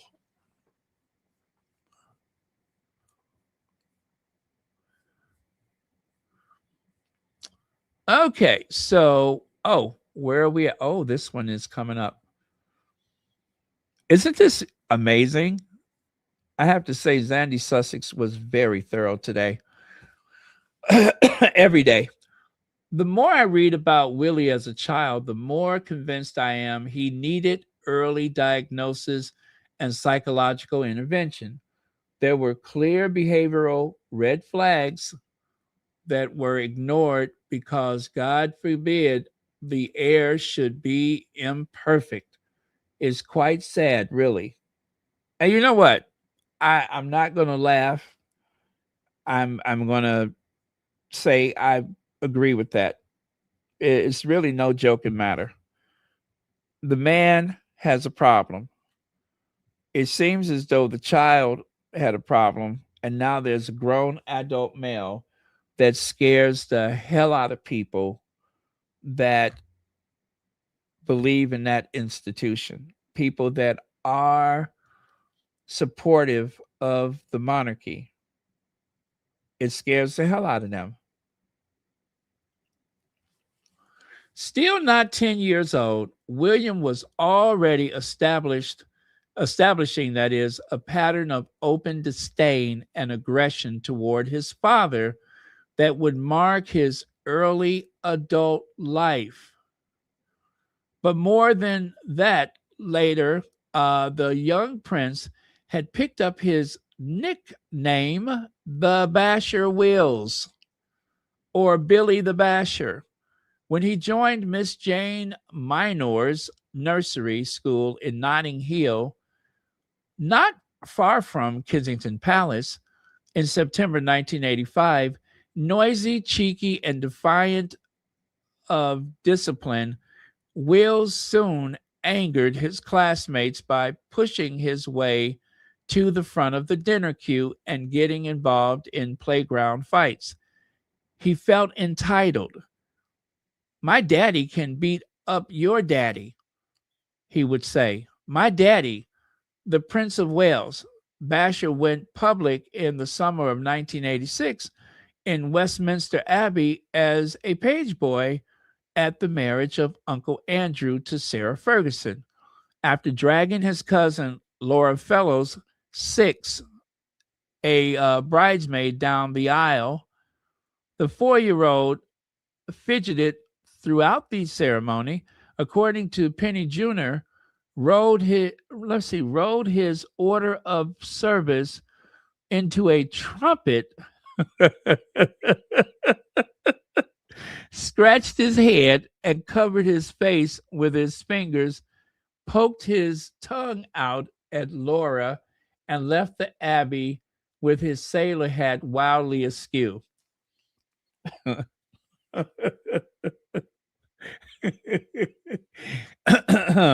Excuse me. William's very enthusiastic about things, explained Diana, who was reluctant, like her husband, to be judgmental about their boisterous elder son and heir. He pushes himself right into it. With neither parent keen to play the disciplinarian, it was left to Nanny Ruth to try and administer some correction. In the autumn of 1987, she yanked the 5-year-old home from the birthday party. Okay, that's a repeat of that. By that same autumn, reports of William the bad behavior spread wildly, and spitting image started. Okay, so that repeats right there. All right. Okay, so yeah, that repeats the other one. But there you have it. William the Terrible, a holy terror. Poor kid. I feel sorry for him. It does. I mean, I feel sorry for the child. I really do feel sorry for the child because he probably needed help, and they could not help him without him being branded as problematic, or being branded as unfit. But I guess they had their reasons. Hazel says, he sure did. The Queen had to grab him after the reception when he decided to chase the carriage. Oh, was that when the Queen went running after the carriage? I remember that.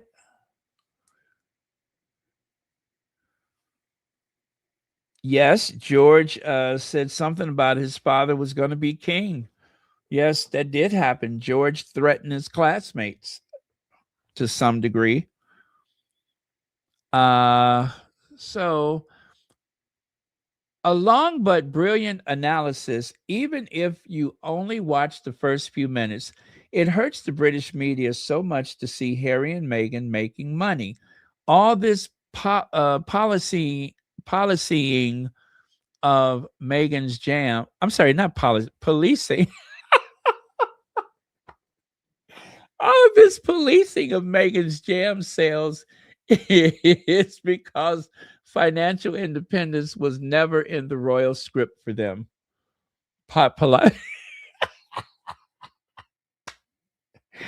Oh, what was I thinking? Never mind. Anyway, let's see. Thank you so much for your comment, Legs. I didn't realize that was a super chat. Okay.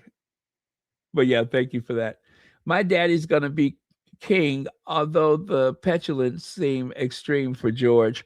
Yeah, George doesn't seem to have that kind of temperament. George just seems extremely shy.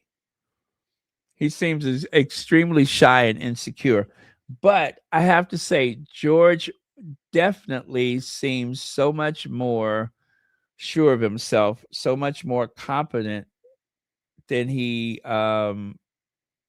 did a year ago. So whatever they're doing for him, they're getting it right, or maybe he just grew out of it. But he doesn't seem so nervous and skittish around the press as he was before. And that's a good thing, because it was hard to watch George being so, panicked and afraid and nervous like he was. Yes. So you better watch out. That's part of what he said, is that you better watch out. Let me see if I can find that. Let me see if I can find that really fast. I bet you I have it.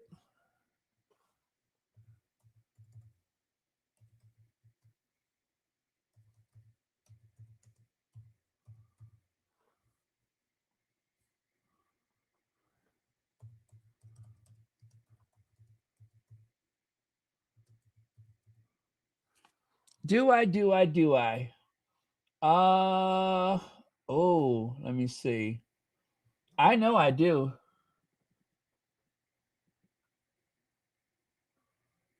Oh, yes.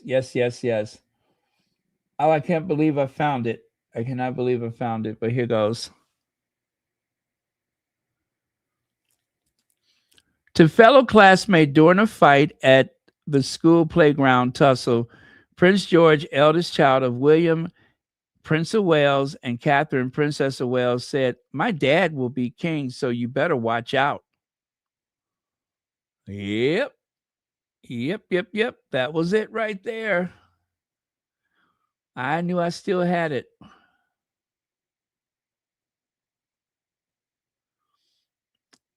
And as you can see right next to it, Prince William has a fiery temper, just like King Charles III, experts claim. I don't think Charles was Charles was bullied.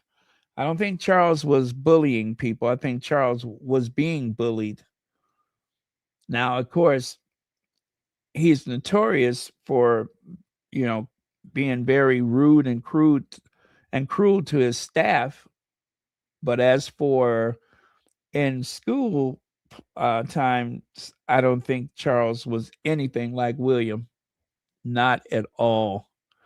I might be wrong, but I've never heard any stories about Charles from his school days being anywhere close to what his son is, or was rather. So, Nubian Princess says royal experts Ingrid Seward and did I look at that? I don't think I read that one, but okay. Let's keep going. So I have this for you. I have this one for you. Zandy Sussex says, "Look, they always knew that my." Oh, okay. Let me do that. She's quoting Prince Harry. I'll let you hear it directly from Harry.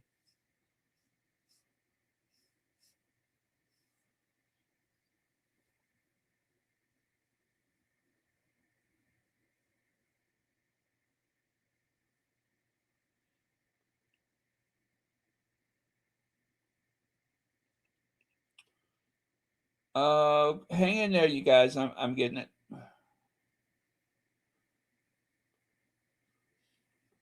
Oh, Lord, I did not save it. Wait, I can find it though. I can find it.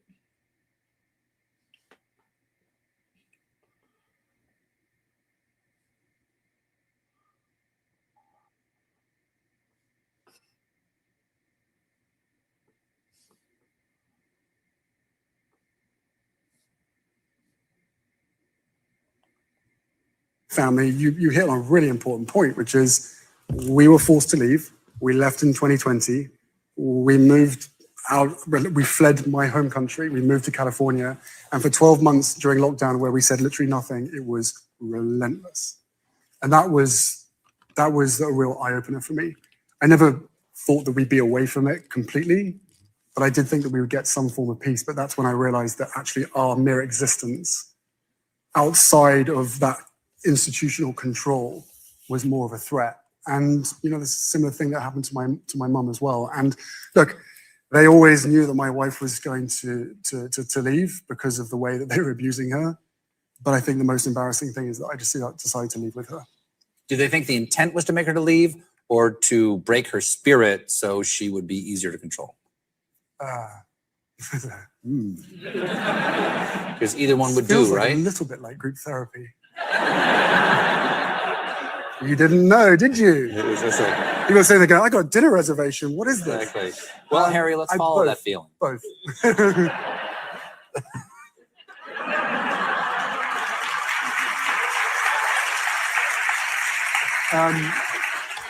I think both. I've never seen the level of abuse and harassment that I witnessed over my wife.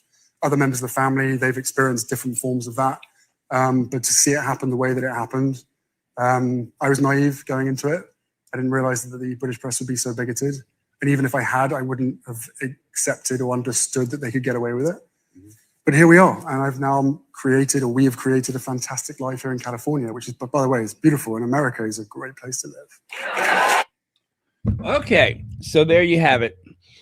Love that interview. You guys, it does not hurt to go back and take a look at it again. I sure hope that they never remove it from, the airwaves. I've learned a long time ago that if it's something that you really love, it's best for you to try to save it. There was a music video from a French variety show, and I'd watched it all the time. And one day it was not there, and I just about fainted. But I've learned my lesson. So, word to the wise.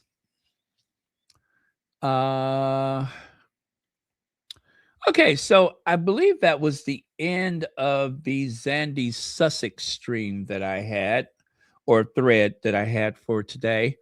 And these are some other things that I was going to talk about. But I guess before I go to that, let me just take another look through some of the comments before I continue. Or maybe I'll do the other ones tomorrow. Let me take a look first. Well, then again, it does kind of fit with today. So yeah, let's just go through these. Let's go through these because it's still Willie's temperament.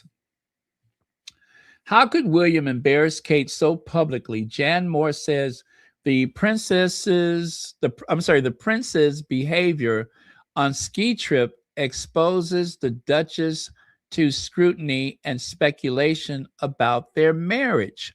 Now, that was from the 17th of March, 2017. I believe that was that occasion where William was supposed to go to the Commonwealth Day, but instead of going to the Commonwealth Day, he and his family flew off on a ski trip. And then while they were on the ski trip, William was photographed with some blonde that was not his wife. It continues there at the bottom and says, today the Duke and Duchess of Cambridge are in the French capital on an official visit. Paris in the springtime. How lovely. You might think how darling, how perfect, yet also how tinged with calamity, both big and small, old and new, for beneath the immaculate hair and cemented on smiles, one imagines that the Duchess must be seething. Excuse me. So again, I believe that was a reference to that occasion when William skipped the Commonwealth Day, which of course nobody accused him of hastening the death of his grandmother because he skipped Commonwealth Day. But everybody knows Commonwealth Day was the most important day on the Queen's calendar. Next, Buckingham scandal. Oh, instead of Buckingham Palace, Buckingham scandal. William mistreats Kate verbally and emotionally per Insider. And that was in Marca, as you can see there.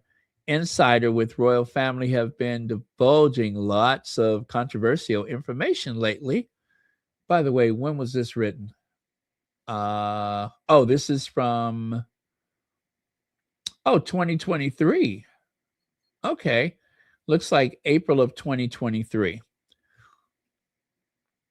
So that was pre-Meghan's pre-Kate's 172 days disappearance. Okay. So where did I leave off? And now a staff member has come forward with some truly shocking allegations. This person claims that Kate has been subjected to emotional and verbal abuse by her husband, Prince William. This revelation has caused quite a stir amongst royal watchers and the public alike. Well, we have not seen any bandaged fingers lately, so that's a good thing. But again, these are the words of Marca, not me. So let's continue. Then, of course, there is the Geo, which I do believe is from the UK, right? Geo News. Prince William staying away from Kate Middleton to control his jealousy. That was also in November of 2023. This was just before, December the 28th, wasn't it? Right? Okay. So Prince William and Kate Middleton have been facing significant challenges over the past year, but their issues have escalated. A tipster has revealed that William, the Prince of Wales, is jealous of his wife, Kate, the Princess of Wales, and her growing popularity. Much like his father, then Prince Charles, was his mother, Princess Diana. Okay, you know what?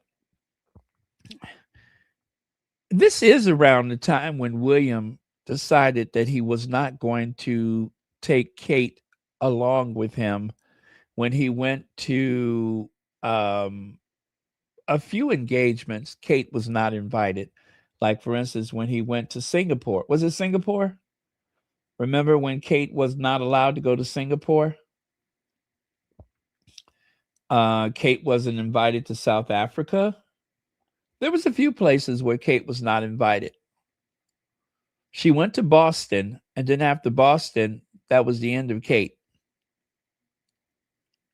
So I think there is something to this. I do. Okay, recently things got so heated between them that they went 2 weeks without speaking to each other. I kind of remember that, right? Right? Or am I wrong? The situation has become so strained that the palace aides are reportedly scheduling William and Kate for separate engagements to allow them time to cool off. This was also around the time when they were saying that there would be a royal divorce. Remember that? Starting in late 2022, all the way through 2024, there was chatter about a royal divorce. And then, of course, December 28th, 2023, that was the last we saw Kate for 172 days.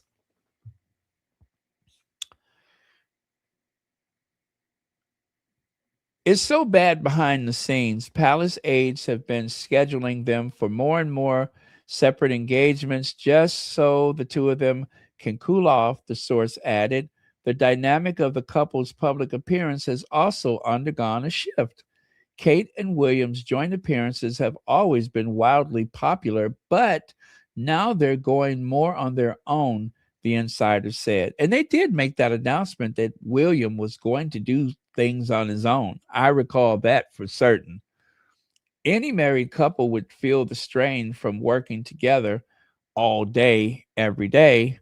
Furthermore, it seems that William is beginning to resent the attention garnered by Kate, drawing parallels to his father's sentiments toward Princess Diana. Just like his father was with his mother, Princess Diana, William has begun to resent how much more beloved she is. He's like doing events on his own because Kate draws all the spotlight when they're together, the source reveals.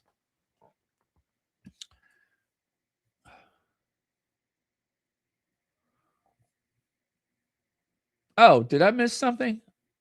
Was it wildly popular or worldly popular?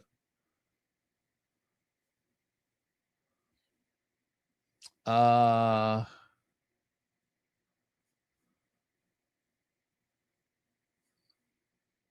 now I don't see it. Now I don't see it. Didn't I see that somewhere?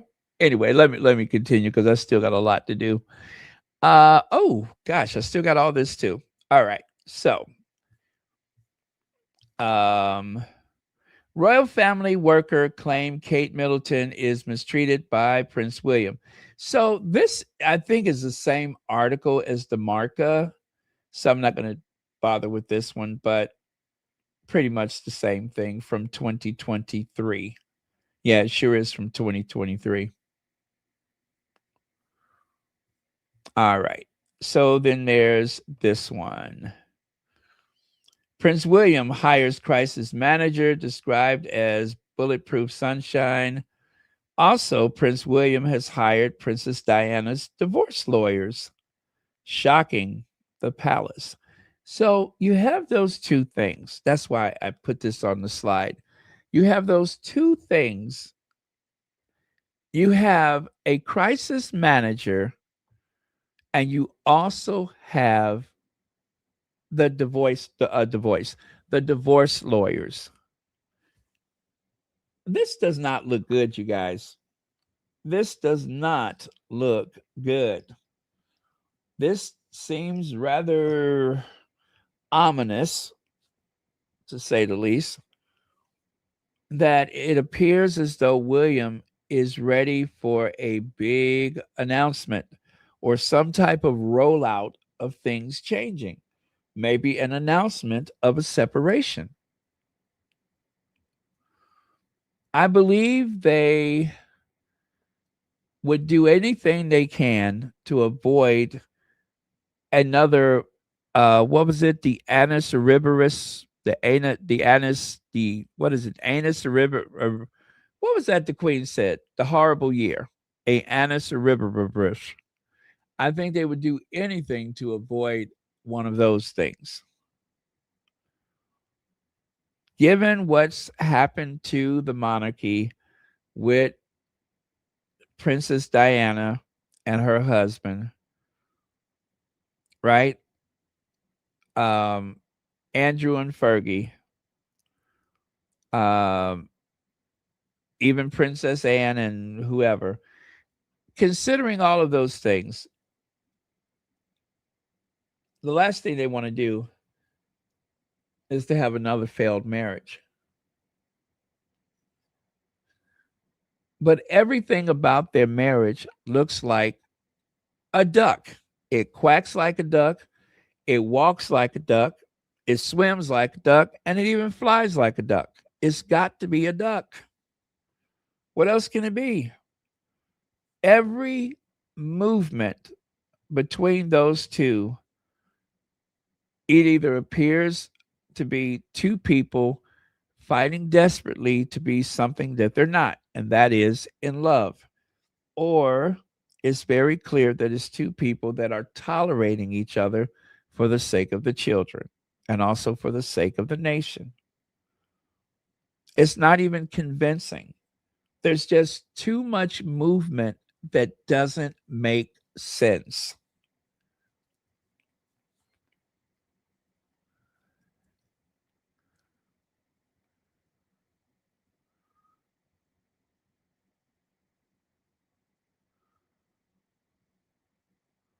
Oh, okay.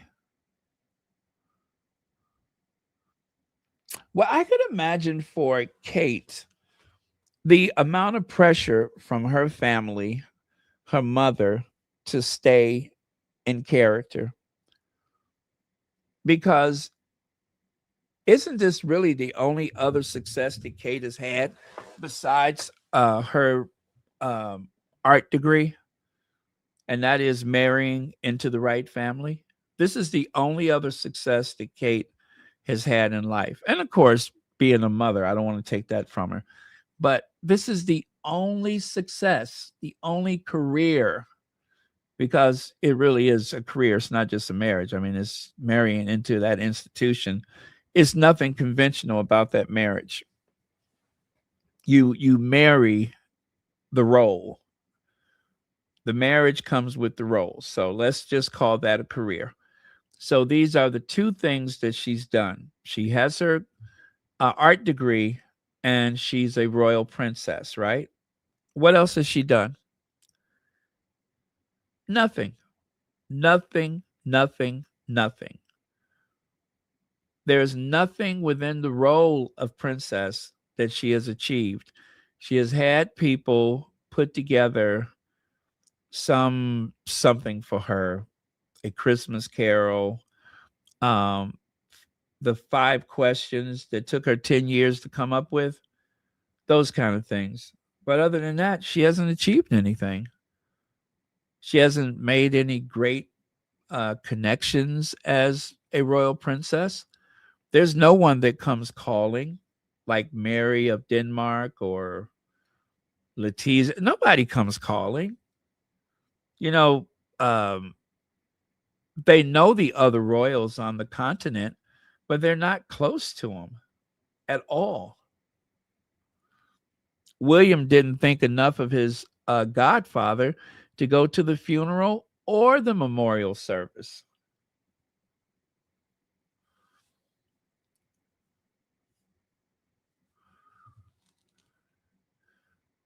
Oh, she is in Forest Lodge and kept away from the public. She won't go to any more events, so William doesn't have to see her. Then the media can concentrate on Willie. You know what, Legs? I think someday this week we need to do another members only.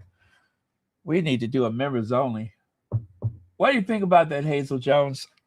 I think we need to do a members only this week so we can let our hair down.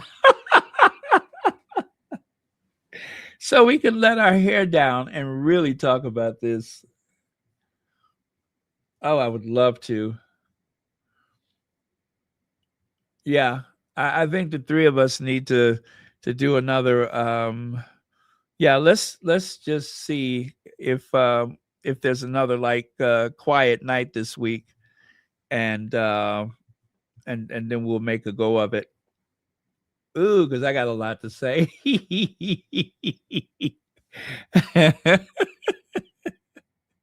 Oh, I got a lot to say.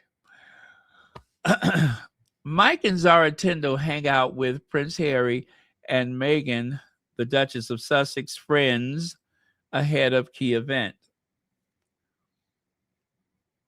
Why do they have to make it about the Sussexes? Why? How come they just can't acknowledge the fact that Mike and Zara is hanging out with the with Nacho and oh my goodness, and you know, his wife. Oh God, I forgot her name. Oh, how did I forget her name? Anyway, Why they just can't say that? Yes, we know. We know. Now, Church Nellie is not here, but I had something for her. But since she's not here. By the way, you guys, I'm almost done. I had something for her. Church Nellie. I had something for her. Since she's not here, I could just wait, but I'll just show you. As you know, Church Nellie has a thing about kilts. So I saw this random post on the Twitter, and I thought I would share it with her. But since she's not here, she won't get a chance to see it. But he wrote, "Good morning. Off to a wedding today, not mine. I scrubbed up not too badly. Apparently, this should be my dating app profile photo. Wish me luck. Hope you're having a good Saturday." Yeah, I saved this for Church Nellie, but I guess I'll just have to share it with her another time. Oh, great. Glad to hear that. Good, then we can let our hair down. Look at that. I'm getting excited just thinking about it. Let me see.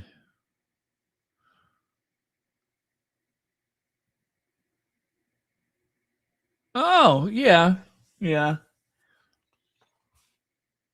I'm pretty sure that it was just kind of like matter-of-fact conversation.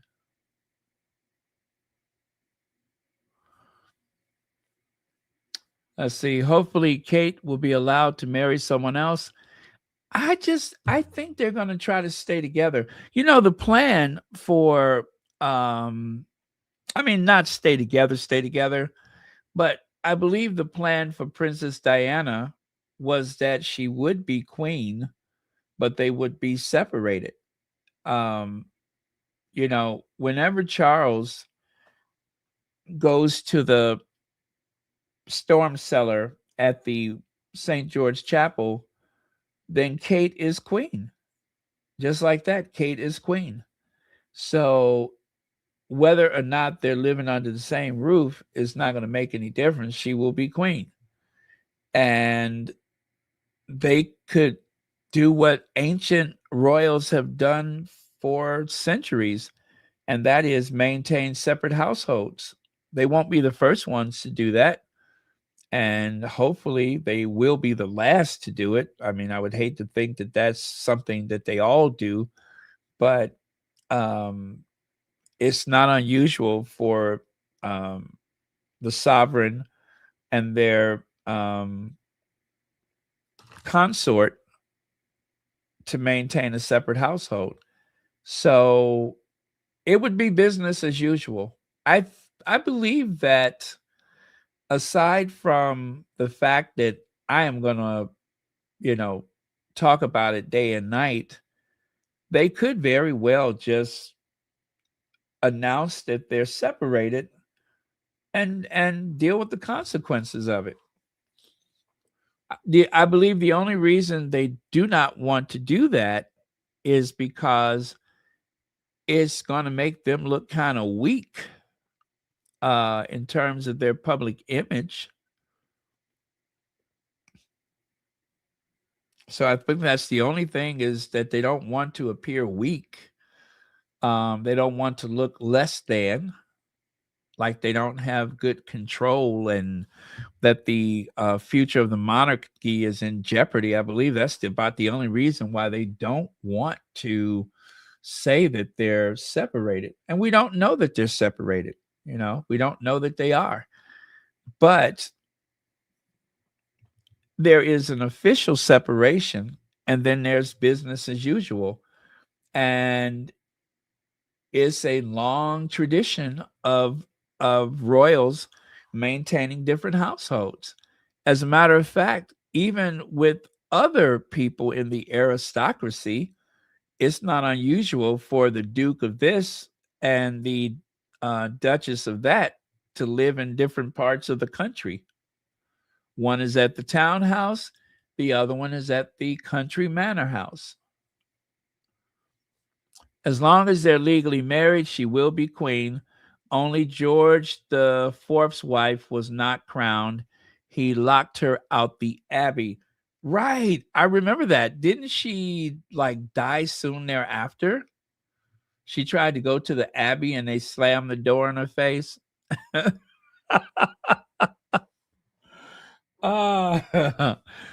Yeah, so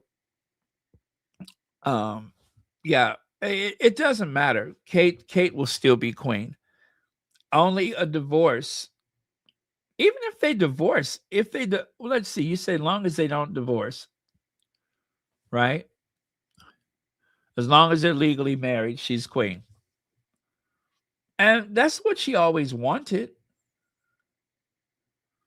I think that the public would lose patience with them if they are having an affair and that affair becomes a public thing.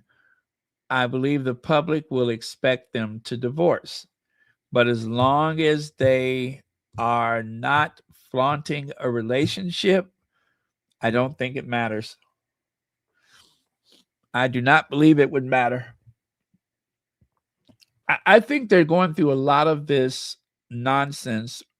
If they are separated, if they're no longer in love with each other, I believe that they are wasting everybody's time and they are using the Sussexes as a distraction when they should just admit that there's no there and get on with it.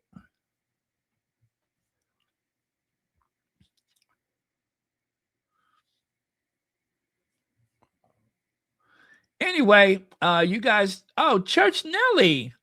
There you are, Church Nelly. I have something for you. I found this picture and I saved it for you. So, cheers. Yes, I have this picture for you. I know you fancy them younger, and I didn't see what his face looks like because the picture cuts off. But from what we see here, he seems pretty handsome. So take a screenshot.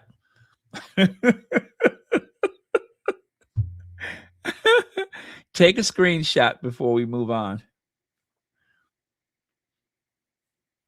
All right, you got it? All right. And no, I could not find any with the wind blowing. This is as good as it gets. If I come across something else, I'll let you know.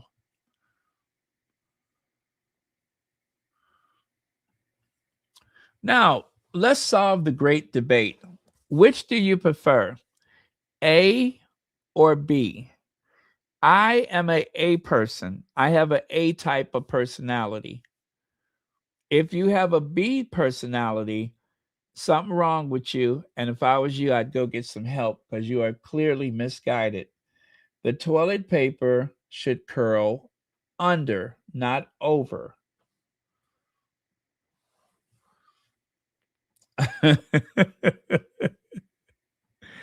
Let's see here. Well, I mean, his legs look pretty big. He needs muscle thighs that can crack bowling. Yeah, his legs look pretty big. Either that or he's short.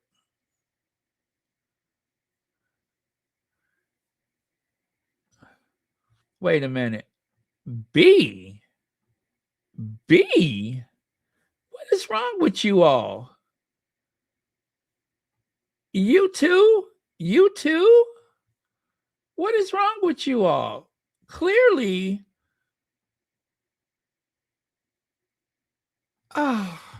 you all disappoint me. Clearly, the toilet paper is better behind than in front. And the reason why is because if you have a cat, the cats love to snatch the toilet paper. Also, if let's say you bump up against it, anyway, it's A. A is out of the way. It looks neater. You have that, It's A. You all A. Thank you, Cookies and Cream. That's all I wanted to see. What else? Yes, thank you very much, Ella Parker. I am going to make a note of everybody who says B. Janice Goodrich, there we go. Come on, you guys. Keep them coming. Keep them coming. Oh, wait a minute. Y'all said B. Oh, never mind. Anyway, thank you, Cookies. For some reason, I thought you all was agreeing with me.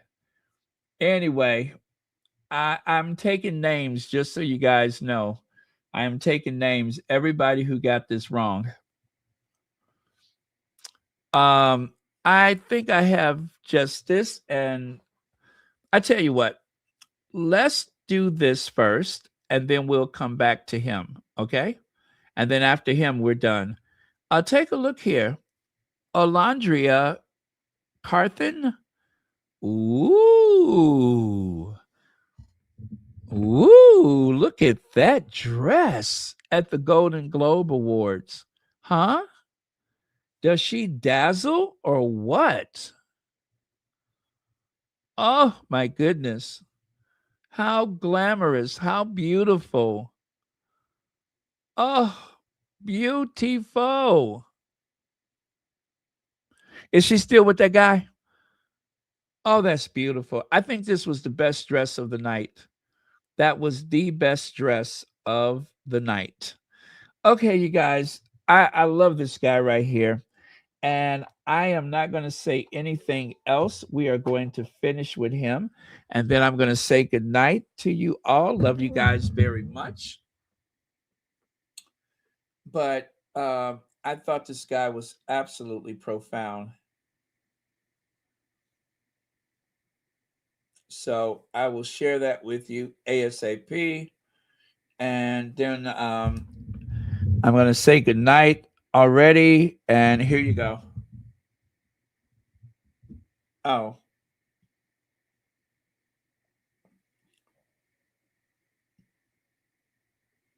One statement from a total stranger in an airport bathroom made a huge impact in my life. I was in an airport bathroom washing my hands, and there was a gentleman to my left. I remember he was wearing a three-piece suit. He looked really sharp. He got his paper towels and he dried his hands and he began to wipe down the counters and the sink just to clean it up a little bit. And it just looked a little bit odd because he was so nicely dressed that I cracked a joke and I said, "You've been working here long?" And he looked at me and he kind of smiled and he said, "You know, it's not a bad idea to leave things a little better than how you found them."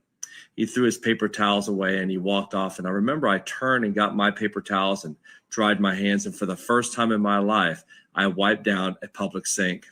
As I was walking out of the bathroom, I just began to think about that. I began to think about what would it be like if everything we did, we left just a little bit better than we found it, ourselves and others and the environment around us. Could you imagine the impact that would have on the world?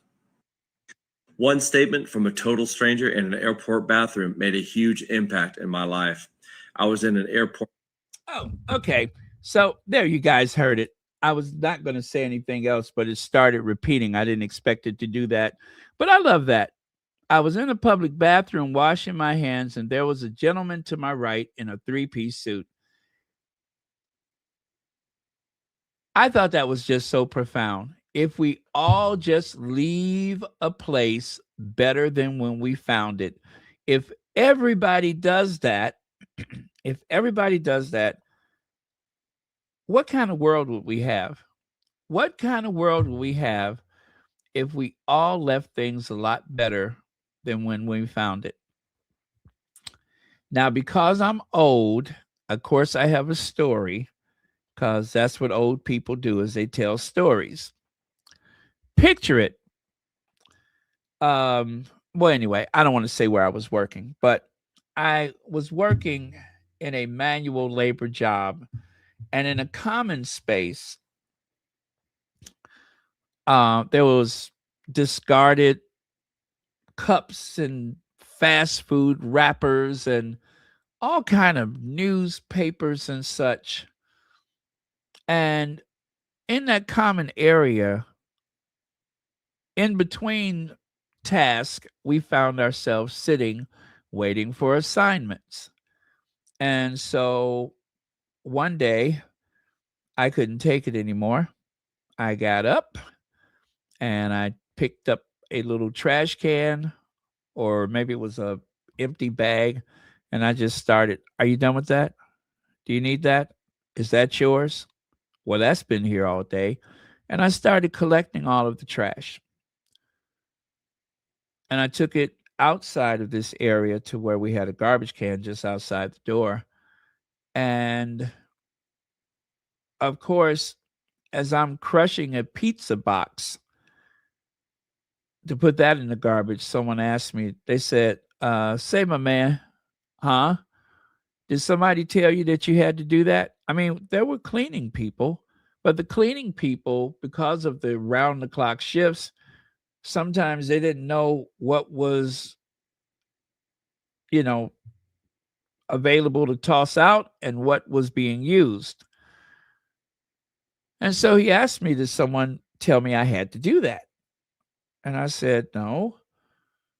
Oh, you just decided to do that on your own? I said, yeah.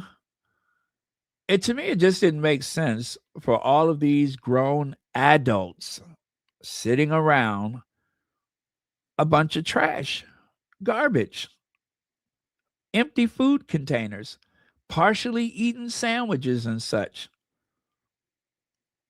I wouldn't sit around my own home like that, and I don't want to sit in the workplace like that.